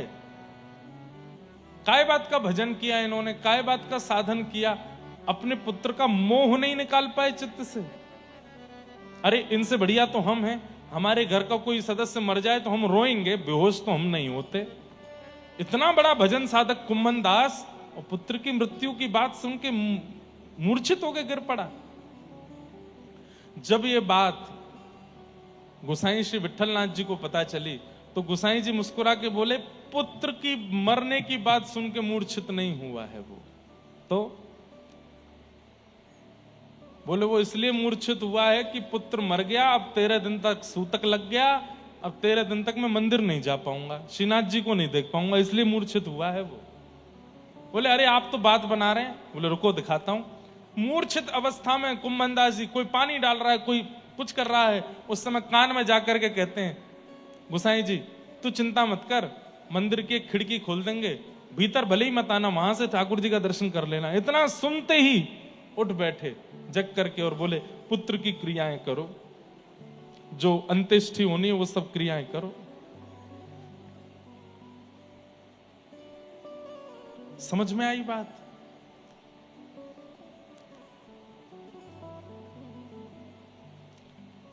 कैसे कैसे प्रेमी हैं ठाकुर जी के। पुत्र मर गया फिर भी भगवत प्रेम कम नहीं हुआ। हमारे महाराष्ट्र में गोरोबा काका जो मटका बनाते थे मिट्टी का, और उनका छोटा सा बालक पैरों के नीचे आ गया। कथा सुनी है आपने? गोरोबा काका, पत्नी ने आकर के कहा कि मैं बालक तुम्हारे हवाले छोड़ के गई थी, वो कीर्तन में ऐसे मग्न हुए, कीर्तन कर रहे थे, मिट्टी दबा रहे थे चरणों से, छोटा बालक घुटमुन घुटमुन पैरों के नीचे आ गया। लेकिन आप कीर्तन में इतने मग्न थे कि नहीं पता चला, बालक की मृत्यु हो गई। लेकिन भगवत भक्ति नहीं छोड़ी, ठाकुर जी का भजन नहीं छोड़ा। कई संसारवादी लोग मेरी इस बात को कह करके, बात को सुन करके बहुत प्रोपेगेंडा बना सकते हैं। कैसी बातें कर रहे हो आप? आपके साथ ऐसा हो जाए तो आप सह लोगे? दुनिया को ज्ञान दे रहे हो व्यास मंच पे बैठ के, खुद के जीवन में अगर कुछ हो जाए, सह लोगे? हमसे तो सहने की पूछना ही मत, हम बहुत सह लेते हैं और बहुत सहना जानते भी, इससे ज्यादा भी सह सकते हैं ठाकुर जी की कृपा से। अभिमान में नहीं बोल रहे हैं, लेकिन बात यहां चल रही है कि चाहे जैसी परिस्थिति आ जाए, चित्त में वह प्रेम नहीं घटना चाहिए जो ठाकुर जी के प्रति है, वो नहीं घटना चाहिए। उसे अहेतुकी भक्ति कहते हैं। और ऐसा प्रेम ठाकुर जी से करने वाला, उसके लिए सूत जी कह रहे हैं, वही व्यक्ति का परम धर्म है। यतो भक्तिर अदोक्षजे अहेतुक्य प्रतिहता ये आत्मा संप्रषेदते। अहेतुकी भक्ति करो, चाहे जैसी परिस्थिति आ जाए, ठाकुर जी का त्याग नहीं। सुदामा चरित्र क्यों सुनते हैं हम? भोजन के लाले पड़ गए, घर में रहने के लिए अच्छी व्यवस्था नहीं, बच्चों को खिलाने के लिए साधन नहीं, लेकिन अयम ही परमो लाभो, सुदामा जी कहते हैं, उत्तम श्लोक दर्शनम। उनके लिए वो कष्ट है ही नहीं। संपदो नैव संपदः विपदो नैव विपदः संपदो नैव संपदः विपद विस्मरणम विष्णु संपद नारायण स्मृति। वास्तव में विपत्ति कोई विपत्ति नहीं है। पैर में लग गई, सिर में लग गई, कान में लग गई, हृदय में लग गई, पेट में लग गई, कोई भी पीड़ा हो गई या परिवार में कुछ हो गया, ये विपत्ति नहीं है। बहुत धन मिल गया, करोड़ों का फायदा हो गया, इतनी बड़ी प्रॉपर्टी मिल गई, ये मिल गया, ये संपत्ति नहीं। तो ठाकुर जी को भूल जाना, इससे बड़ी कोई विपत्ति नहीं। और ठाकुर जी की हमेशा याद बने रहना, इससे बड़ी कोई संपत्ति नहीं हो सकती। चाहे जैसी परिस्थिति आ जाए, ठाकुर जी को आप भूलते नहीं हो तो आप सबसे बड़े संपत्तिवान हो। आपसे बड़ा कोई संपत्तिवान नहीं है। ठाकुर जी को नहीं भूलते। धर्म स्वनिष्ठितः पुंसाम विश्वक्सेन कथा सुयः नोत्पादय दधिरतिम श्रम एव हि केवलम। बहुत अच्छी बात है। क्या? हमारे द्वारा एकादशी व्रत किया गया, हमारे द्वारा गिरिराज जी की परिक्रमाएं की गई, हमारे द्वारा वृंदावन के दर्शन किए गए, बद्रीनाथ, जगन्नाथ धाम, द्वारिका धाम, श्री पंढरपुर धाम, श्रीनाथ धाम, ये सब किए गए। खूब बड़े बड़े यज्ञ किए गए, अनुष्ठान किए गए, ब्राह्मणों के सत्कर्म किए गए, लेकिन इन सबको ठाकुर जी ने स्वीकार किया, इसका क्या प्रमाण है? आपके द्वारा किए गए सत्कर्म ठाकुर जी ने स्वीकार किए हैं और ठाकुर जी आपके सत्कर्मों से प्रसन्न हैं, इसका क्या प्रमाण है? तो यहां कहते हैं विश्वक्सेन कथा सुयः, भगवान की कथा में रुचि होना, ठाकुर जी की कथा में मन लगना। ध्यान से सुनना, ठाकुर जी की कथा में मन लगना, ठाकुर जी की कथा में रुचि होना। जैसे व्यास जी कहें कि अब आज की कथा विश्राम, आगे की कथा कल कहेंगे, तो मन में बड़ी घबराहट हो जाना। अब कैसे निकलेंगे 12 घंटे, 24 घंटे बाद कथा सुननी है, 24 घंटे कैसे निकलेंगे? इस प्रकार कथा के प्रति व्याकुलता चित्त में रहना, ये इस बात का प्रमाण है कि आपके द्वारा किए गए समस्त सत्कर्म, व्रत, अनुष्ठान सब ठाकुर जी स्वीकार करते हैं। समझ में आई बात? ठाकुर जी की आपके प्रति स्वीकृति का प्रमाण है सत्संग में रुचि होना, सत्संग में मन लगना। और सत्संग में बैठे बैठे आलस आना, सत्संग में बैठे बैठे मन ना लगना, उठ के जाने की इच्छा होना, निद्रा आना, ठीक है अब कल से घर पे ही सुन लेंगे, यहाँ आओ गर्मी लगती है, ऐसा है वैसा है, नहीं। ठाकुर जी की अप्रसन्नता का प्रमाण है ये सत्संग में रुचि ना होना। यहां हम आते हैं 6:30 बजे, कई बार 7 भी बज गए, आज तो 7 बज गए, पर सुनने वाले लोग 2 बजे से आ जाते हैं, 3 बजे से आ जाते हैं। जिनको सुननी है कथा वो 2 बजे 3 बजे से आ जाते हैं, इतनी जल्दी आकर के बैठ जाते हैं यहां पर। अभी दिसंबर में मुंबई में कथा थी दादर में, कौन कौन आए थे उसमें? आप लोग आए थे भैया। बंबई वाले हमको वहां दादर के, और दादर के आगे कौन सी जगह पड़ती है, हाँ जो भी पढ़ते हैं, वहां के इतने सारे लोग न्यूज वाले और सब आके बोले कथा होती है 4-5 बजे से और लाइन लगती थी सुबह 8 बजे से, हैं? अंतिम दिन की कथा में तो रात्रि 12 बजे से बच्चे और सब युवा बालक, मैं अपनी जहां रुका था वहां खिड़की में से देखूं और जहां तक देखूं लाइन रात में 2 बजे। मैं तो उठा था जल पीने के लिए, और मैं देखूं तो हरे कृष्ण महामंत्र चल रहा है। मैंने कहा भाई 2 बजे कौन गा रहा है? नीचे देखा तो लोग बाग बैठे हैं, किस लिए? कथा सुनने के लिए। मेरे सच में उस दिन तो आंख में आंसू आ गए थे कि सुबह कथा, अभी 10 बजे से कथा होनी है सुबह, अंतिम दिन जल्दी थी कथा, और रात में 12 बजे से लोग बैठे नीचे। क्यों? वहां लाइन लगती थी, लाइन लग के भीतर, और जो पहले आएगा उसको आगे बैठने को मिलता था, तो हमको भागवत जी के पास बैठने को मिला। इसे 2-2 बजे से बच्चे बैठते, और कोई ऐसे नहीं कि बस ऐसे ही चलते फिरते बालक हो ना, अच्छे अच्छे घर के बालक बैठे।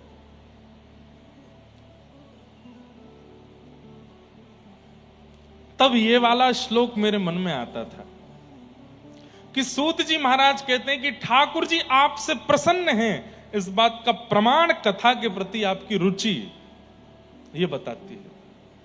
उत्सुकता, व्याकुलता, जैसे पता है कथा में जाना है, हम जाएंगे कथा सुनेंगे, पूरी बैठ के सुनेंगे, जहां जगह मिल जाएगी बैठ के सुन लेंगे।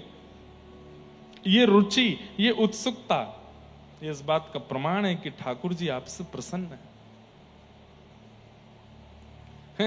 इंद्रेश जी ये तो हर साल आते हैं उल्लासनगर, कौन सी बड़ी बात है? ऐसे मन में भाव आ रहे हैं, तो हम अपनी नहीं कह रहे हैं, कथा के प्रति यदि ये भाव आ जाता है, आलस्य का भाव आ जाता है, और कोई भाव आते हैं, तो श्रम एवहि केवलम नोत्पादये दधिरतिम, श्रम एवहि केवलम। आप अगर इस प्रकार कथा के प्रति, सत्संग के प्रति भाव रखते हो, तो कह रहे हैं कि आपके द्वारा की गई एकादशी केवल कोरी मेहनत है, ठाकुर जी उससे प्रसन्न नहीं होते। आपके द्वारा किया गया गोवर्धन वृंदावन की परिक्रमा, यमुना स्नान, गंगा स्नान, बद्रीनाथ, केदारनाथ, गंगोत्री, यमुनोत्री, जगन्नाथपुरी, द्वारिका आदि का भ्रमण, सब केवल और केवल एक श्रम है। कथा के प्रति रुचि, तो अब रुचि के बारे में बात करो कथा की, तो सबसे बड़े रुचिकर भागवत के हैं परीक्षित। कल चौथे दिन की कथा में ये प्रसंग आना चाहिए, लेकिन मैं अभी बता देता हूं ताकि आपको अनुभव हो कि कथा के प्रति उत्सुकता कैसी होनी चाहिए। 4 दिन हो गए कथा सुनते सुनते, दिन रात कथा चल रही है 24 घंटे, और एक आसन पर बैठे हैं परीक्षित। 7 दिन बाद मृत्यु हो जानी है तक्षक सर्प के डंसन से, और चौथे दिन की कथा जब आती है तो 2 श्लोकों में संपूर्ण कृष्ण कथा सुना करके विश्राम कर देते हैं। तब सामने बैठे परीक्षित कहते हैं, कथितो वंश विस्तारो भवता सोम सूर्ययो राज्ञां चो भयवंशाना चरितम परमाद्भुतम। मुझे भूख नहीं है, मुझे प्यास नहीं है, मुझे निद्रा नहीं है, केवल और केवल कृष्ण लीला सुनाई है, कृष्ण कथा सुनाई है। थोड़ी देर आराम कर लो परीक्षित, तुम 4 दिन से बैठे हो। तो परीक्षित कहते हैं, आप जब कथा सुनाते हैं और कथा सुनते सुनते जब मेरे नेत्र बंद हो जाते हैं भाव में, वहीं आराम हो जाता है। आप जब ठाकुर जी की मधुर लीला सुनाते हैं, उसी से मेरा पेट भर जाता है। आप जब रस भरे श्लोक बोलते हैं, उसी से मेरी प्यास बुझ जाती है। मुझे संसार की वस्तु की आवश्यकता नहीं, कृपा करके मुझे कथा सुनाओ। भक्तमालकार श्री नाभा जी तो कहते हैं कि 7 दिन बाद तक्षक सर्प के डंसन से परीक्षित की मृत्यु नहीं हुई, तो जैसे ही सुखदेव जी व्यास आसन पर खड़े हो गए और बोले अब कथा विश्राम होती है।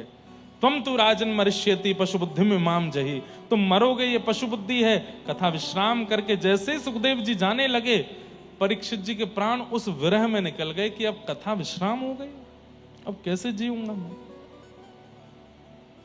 तक्षक सर्प ने तो आकर के उनके मरे हुए शव का स्पर्श किया, ऐसा अनेक संत जन और नाभाजी भक्तमालकारों का कहना है। पर वास्तव में तो श्री परीक्षित जी के प्राण कथा के वियोग में चले गए। बंधु, ये कथा के प्रति रुचि किसकी नहीं है, हमें एक नाम बता दो।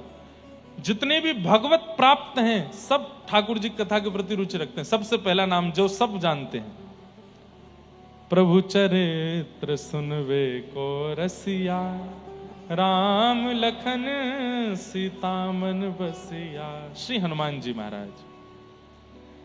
पूरी हनुमान चालीसा में गोस्वामी जी ने ये नहीं कहा कि लड्डू का भोग लगाओ, ये नहीं कहा कौवा के पत्ते लगाओ, ये नहीं कहा सिंदूर लगाओ, लेकिन हनुमान जी की सबसे प्रिय वस्तु का उद्घाटन कर दिया। क्या? प्रभु चरित्र सुनवे को रसिया। और दुनिया के लोग सिंदूर चढ़ाते हैं, अकौवा के पत्ते पर राम नाम लग के चढ़ाते हैं, लड्डू का भोग लगाते हैं, पर कथा नहीं सुनाते हनुमान जी को, जो सबसे प्रिय है उनको। महादेव भोले बाबा निरंतर नेत्र बंद करके बैठे रहते हैं। पार्वती जी पूछती हैं आप क्या कर रहे हैं? तो महादेव के मुख से निकलता है, मुनिंद वृंद वंदिते त्रिलोक शोक हारिणी। ये राधा कृपा कटाक्ष कौन गा रहा है? वो देव आदिदेव महादेव गा रहे हैं, जो निरंतर प्रिया प्रियतम के चिंतन में ही लगे रहते हैं। उन्हें भी कथा प्रिय है, अमर कथा सुनाते रहते हैं पार्वती जी को। तीसरा, आपकी महाराष्ट्र भूमि से रुक्मणी जी भगवान को जब पत्र लिख करके भेजती हैं तो क्या कहती हैं? श्रुत्वा गुणान भुवन सुंदर शृण्वतां ते, निर्विश्य कर्ण विवरई हर तुंगतापम। मैंने आपको देखा नहीं है, पर आपकी कथाएं बहुत सुनी हैं, और आपकी कथा सुनने में मुझे बहुत सुख मिलता है। कई जगह तो कहते हैं कि ब्राह्मण देवता पत्र लेकर के भगवान के पास गए, भगवान ने पत्र खोल के पहला श्लोक की पहली पंक्ति पढ़ी और तुरंत पत्र बंद करके बोले अब तो ब्याह इन्हीं से करना है। क्यों? कथा के प्रति इतनी रुचि रखती हैं, ये हमारी अर्धांगिनी बनने लायक है। हनुमान जी, महादेव, रुक्मणी, और अब आ जाओ व्रजमंडल। तब कथामृतम तप्त जीवनम, कवि भीरेड़ितम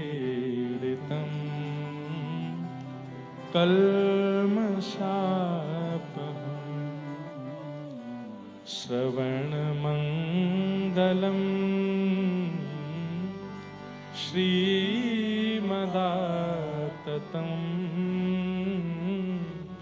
भुवि गृह्णन्ति ते भूरिदा जना। व्रज की गोपियां वो भी ठाकुर जी के विरह में यही कहती हैं कि आपकी कथा अमृत है। हे नाथ, तुम चले गए हमें छोड़ के, पर कृपा करके कथा को मत छोड़ के जाने देना, ये हमारे जीवन में सदा रहे। क्यों? कथा के प्रति रुचि इस बात का प्रमाण है कि ठाकुर जी आपसे प्रेम करते हैं। और या फिर ऐसा कहो, कथा के प्रति रुचि ही ठाकुर जी को आपके प्रति प्रेम कराएगी। आप बहुत सुंदर तिलक लगाते हो, एकादशी व्रत करते हो, कंठी माला पहनते हो, सुबह 4 बजे उठ के कीर्तन करते हो, बहुत सुंदर सेवा करते हो, नाम निष्ठ हो, भजन निष्ठ हो, प्रसाद निष्ठ हो, लेकिन कथा के प्रति रुचि नहीं, तो ठाकुर जी हैं ही नहीं आपके। मैं 1-2 लोगों से ऐसों से मिला हूं, उनके घर पर रुका, 4 बजे उठ के भजन करते हैं, खूब सुंदर तिलक लगाते हैं, इतनी बढ़िया सेवा करते हैं ठाकुर जी की, इतना बढ़िया सब भोग प्रसाद, पर कथा में जब वो आते थे मुझको लेके, उनके घर ही रुका था मैं, विदेश की बात है। मैं जैसे व्यास मंच पे बैठा तो मैं नजर घुमा के देखी तो सो गए। और मैंने कहा चलो थक गए होंगे, कल रात्रि में भारत से आया हूं, इसलिए रात्रि में आए थे, सुबह जल्दी उठ गए इसलिए सो गए होंगे। अगले दिन फिर सो गए, तीसरे दिन फिर सो गए। वो 7 दिन तक सोते ही रहे, कथा प्रारंभ होती और सो जाते। एक दिन मैं उनके साथ बैठा तो मैंने उनका अवगुण नहीं बताया, पर मैंने परखना चाहा कि कथा के प्रति रुचि नहीं है इनकी, सो जाते हैं, कुछ तो किसी रूप में तो बताएंगे, किसी रूप में तो पता चलेगा कि कथा का प्रभाव नहीं है। और उसका पता चल गया। क्या? अपनी पूरी दिनचर्या गाने लगे मेरे आगे। महाराज जी मैं 4 बजे उठ जाता हूं, पिछले 35 साल से मेरा नियम है, 4 बजे उठ जाता हूं, हारी बीमारी आंधी तूफान ये वो फलाना। और दुनिया के लोग सिंथेटिक इत्र मंगाते, मैं कन्नौज में एक व्यक्ति है उसी से ही इत्र मंगवाता हूं, ठाकुर जी का प्योर इत्र। अपना हाथ आगे कीजिए, मैंने हाथ आगे किया, लगा सूंघ के देखे, मैंने बहुत बढ़िया है, मैंने कहा लाओ थोड़ा हमको भी दे दो। आपके लिए भिजवा दूंगा, मैं घर भिजवा दूंगा आपके लिए। नहीं अभी नहीं दूंगा। ये वस्त्र देख रहे हैं महाराज जी, इसमें असली चांदी का काम है, इसमें असली सोने का काम है। बस जैसे ही उन्होंने अपना उद्घाटन किया, बातों का पता चल गया कि सत्संग नहीं है। क्यों? क्योंकि अपने भजन का प्रचार कर रहे हैं, अपनी सेवा का प्रचार कर रहे हैं, अपनी बातों का प्रचार कर रहे हैं। ठाकुर जी इनसे प्रसन्न नहीं है। सत्संग निर्माण करता है व्यक्ति का, इसीलिए यहां पर कहा गया धर्मस्वनिष्ठितः पुंसाम विश्वक्सेन कथासु यः नोत्पादये दधिरतिम श्रम एव ही केवलम। क्यों तुकाराम जी महाराज सत्संग के लिए कहते, नामदेव जी सत्संग के लिए, ज्ञानेश्वर माउली सत्संग। अरे पंढरीनाथ भगवान मंदिर में बैठे, केवल दिन रात दर्शन करो, सत्संग मत सुनो। नहीं, कोई नहीं कह सकता ऐसा। दर्शन एक बार करो पर सत्संग पूरे दिन करो। क्यों? बोले सत्संग ही ठाकुर जी की अनुकूलता चित्त में प्रकट करेगा, उनके योग्य बनाएगा। और सत्संग में बनने वाली रुचि ही ठाकुर जी के प्रेम का आकलन बताती है, पैरामीटर बताती है, कितना प्रेम है। व्यास जी बैठे, जब तक उठे नहीं तब तक ध्यानस्थ बैठ के कथा सुन रहे हैं, तो समझो पूरा पूरा प्रेम है। बीच में कभी सिर गुजार रहे हैं, कभी उबास ही ले रहे हैं, फोन चला रहे हैं, इधर कमर पकड़ के बैठे हैं, इधर अब बहुत देर हो गई, कोई भजन क्यों नहीं गा रहे महाराज जी, ऐसा मन में। ये सब जो थोड़ी बहुत भी विचलनता, मतलब समझो उतना ही प्रेम है, अब थोड़ा कम है, घटा है।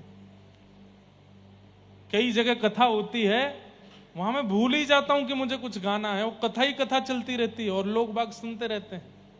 तो पता चलता है कि कितना प्रेम ठाकुर जी का इन सब से, कि इनका सत्संग में रुचि है, सत्संग में भाव। हनुमान जी महाराज एक बार कथा में बैठ के रो रहे थे। यत्र यत्र रघुनाथ कीर्तनम तत्र तत्र कृत मस्तकांजलिम वाष्पवारि परिपूर्ण लोचनम मारुतिम नमत राक्षसांतकम। नेत्र भरे रहते हैं हनुमान जी के जितनी देर कथा में रहते हैं, रो रहे थे। तभी राम जी से देखा नहीं कि अरे मेरा हनुमान कितना रो रहा है, मैं इससे मिलके आता हूं। जैसे ही गए, रोते हुए हनुमान जी महाराज रो रहे थे, मेरे राघव, मेरे राम, मेरे प्रभु, मेरे इष्ट, मेरे प्राण धन। तभी राम जी गए, कंधा पर हाथ रखा, हनुमान जी महाराज की आंख खुली, कथा चल रही थी। राम जी को देखा, राम जी बोले मैं आ गया हनुमान, तू मत रो, मैं तेरे पास ही खड़ा हूं। बोले जय जय, 2 घंटे की कथा रह गई, अभी बाहर जाओ, 2 घंटा और रोने दो मेरे को, 2 घंटे बाद मिलना। बोले मैं मिल गया फिर क्यों रो रहा है? आप मिलते हो तो केवल नेत्रों को दिखाई देते हो, पर ये वक्ता कथा सुनाते हैं ना, रोम रोम का आपका दर्शन करा देते हैं। ऐसा लगता है मन बुद्धि चित्त प्राण सबको आप दिख गए हो। अरे चैतन्य महाप्रभु अपने एक शिष्य से रोज कथा सुनने के लिए जाते थे महाप्रभु जी। अब सोचो ऐसी कथा सुनने वाले श्रोता हैं ही नहीं। क्यों? ठाकुर जी भी प्रेम करते नहीं। चैतन्य महाप्रभु का तो नाम सुना, उनसे कितना प्रेम करते। राधा कृष्ण मिलित तनु हैं, ठाकुर जी का ही अवतार हैं, अपने शिष्य से कथा सुन रहे हैं। और कथा में कितनी सामान्य सी बात कही गई, ध्यान से सुनना, कि ध्रुव जी महाराज 5 महीने से तप कर रहे हैं। चैतन्य महाप्रभु सुन रहे हैं, कथा में कह रहे हैं श्री ध्रुव जी महाराज 5 महीने से भजन कर रहे हैं। तिरात्रांते तिरात्रांते कपित्थ बदरासन पहले महीने कैसे भजन किया? बोले 3 रात्रि कुछ नहीं खाते, 3 रात्रि बाद केवल कपित्त फल खा के भजन कर रहे हैं, ओम नमो भगवते वासुदेवाय। दूसरा महीना जब प्रारंभ हुआ तो 6 दिन तक कुछ नहीं खाते, 6 दिन बाद केवल पत्ते खा करके जल पी के भजन कर रहे हैं। तीसरा महीना जब प्रारंभ हुआ तो केवल वायु पी करके भजन कर रहे हैं। चौथा महीना जब प्रारंभ हुआ तो 12 दिन में एक बार श्वास लेकर के भजन कर रहे हैं। 12 दिन तक श्वास नहीं लेते, अपने श्वास रोक करके भजन कर रहे हैं। 5वां महीना जब प्रारंभ हुआ तब श्वास को भी रोक लिया, ना अन्न खा रहे हैं, ना वायु पी रहे हैं, ना जल पी रहे हैं, ना श्वास ले रहे हैं। अपनी मन बुद्धि चित्त सबको एकाग्र करके ओम नमो भगवते वासुदेवाय का भजन श्री ध्रुव जी महाराज कर रहे हैं। चेतन महाप्रभु सुन रहे हैं सामने बैठ के। और तभी भगवान के मन में इच्छा हुई कि इनको दर्शन देना है, और श्री ठाकुर जी गरुण पर बैठ करके आए और सामने आकर के खड़े हो गए। लेकिन गरुण जी बोले, जय जय, ये ध्रुव बालक को दर्शन देने आ पाए, ये तो आंख बंद करके खड़ा है। तभी ठाकुर जी कहते हैं, अभी इसको अंतःकरण में दर्शन देना है। तभी भगवान उनके चित्त में प्रकट हो जाते हैं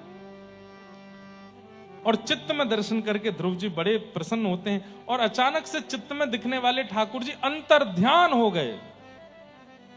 और जैसे ही ध्रुव जी के चित्त से अंतर ध्यान हुए, ध्रुव जी ने तुरंत नेत्र खोल करके कहां गए नाथ, आंख खोल के देखा तो वही छवि सामने खड़ी थी। अब सोचिए, कथा चल रही थी यही, ध्रुव जी के अंतस्थ में ठाकुर जी प्रकट हो गए और प्रकट होने के थोड़ी देर बाद अंतर ध्यान हुए। अब आगे कहना था कि ध्रुव जी ने नेत्र खोले तो वही ठाकुर जी बाहर। इतना बोल नहीं पाए व्यास जी कि विरह आतुर होकर के चेतन महाप्रभु रोने लगे, नेत्रों से आंसुओं की पिचकारी चलने लगी। हे मेरे प्राणनाथ, हे जगन्नाथ, हे नाथ, आप क्यों चले गए? अभी तो चित्त में आए थे, मुझे छोड़ करके क्यों चले गए? इतने विरह व्याकुल हो गए, इतने विरह व्याकुल हो गए, जहां बैठे थे वहीं पृथ्वी का खोदना प्रारंभ किया, वहीं पृथ्वी में ढूंढने लगे, मेरे श्याम सुंदर कहां हैं? कहां मोर प्राणनाथ मुरली वदन, कहाँ जाऊं कहाँ पाऊं मदन मोहन, कहाँ पाऊं। उनके शिष्य जो व्यासपीठ पर बैठे वो बोलना चाह रहे हैं कि ध्रुव जी ने फिर नेत्र खोले तो चित्त के ठाकुर जी सामने खड़े हैं, पर इतने बोलने का अवसर नहीं मिला। ठाकुर जी अंतर ध्यान हो गए, इसी से इतने विरह व्याकुल हो गए चैतन्य महाप्रभु, रोने लगे, मूर्छा आने लगी, पृथ्वी को खोदने लगे। ठाकुर जी उनकी विरह वेदना को देख नहीं पाए और जैसे ही पृथ्वी खोदने लगे, कहां है मेरे प्राणनाथ, क्यों चले गए मुझे छोड़ के, मैंने क्या अपराध किया, अभी तो आए थे चित्त में, क्यों चले गए? और जैसे इस भाव से पृथ्वी खोदने लगे, तभी पृथ्वी के भीतर से श्री गोपीनाथ प्रकट हो गए और श्री चैतन्य महाप्रभु ने उनको हृदय से लगा लिया। और उन्हीं गोपीनाथ जी को अपने शिष्य वक्ता को उन्होंने सेवा के लिए दिए। फिर कालांतर में जब चैतन्य महाप्रभु भगवत धाम प्रस्थान कर गए, जगन्नाथ जी में विलीन हो गए, तब उनके शिष्य रो रो करके इतने बेहाल हुए कि उनकी कमर झुक गई। तो गोपीनाथ जी को चंदन नहीं लगा पाते थे, तो गोपीनाथ जी के मुंह पे चंदन लग जाता था, तो एक पुजारी रख दिए। ठाकुर जी बोले पुजारी से सेवा नहीं कराऊंगा, सेवा तुम ही करोगे। तो बोले मेरी कमर झुक गई नाथ, हाथ नहीं आता। तो ठाकुर जी बैठ गए नीचे और आज भी विराजमान है टोटा गोपीनाथ। सब जगह खड़े हुए ठाकुर जी हैं, त्रिभंग लली श्याम सुंदर हैं, जगन्नाथपुरी के पास में टोटा गोपीनाथ। ऐसे जैसे हम बैठे हैं, ऐसे बैठे हुए ठाकुर जी वंशी बजा रहे हैं। ये वही ठाकुर जी हैं जो महाप्रभु जी को पृथ्वी से प्राप्त हुए। कथा सुनते सुनते विरह हो गया।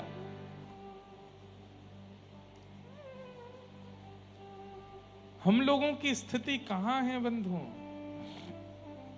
कहीं भी नहीं। अत्यंत प्रेम करने वाले भक्त को ठाकुर जी कथा में, भक्त के कथा में प्राण बसते हैं। अत्यंत प्रेमी जो होता है ठाकुर जी का, वो कथा के बिना नहीं रह पाता।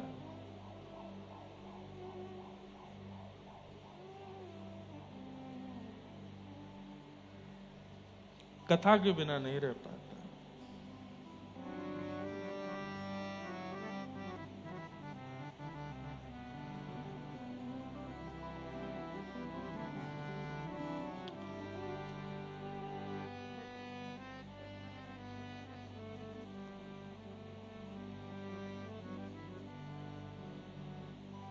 ऐसे ठाकुर जी के मधुर गुण हैं, मधुर कथा है, मधुर भाव है, उनको सुनने में रुचि रखते हैं।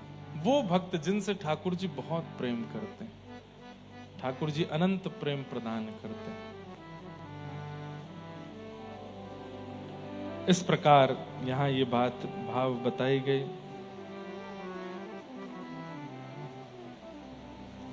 धर्मस्य यापवर्गस्य नार्थोऽर्थायोपकल्पते, नार्थस्य धर्मैकान्तस्य कामो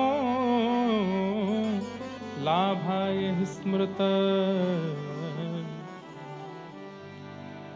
धर्मस्य यापवर्गस्य, धर्म अपवर्ग है, पवर्ग नहीं है। अपवर्ग मतलब प फ ब भ म, पाप, फल, बंधन, भय और मृत्यु।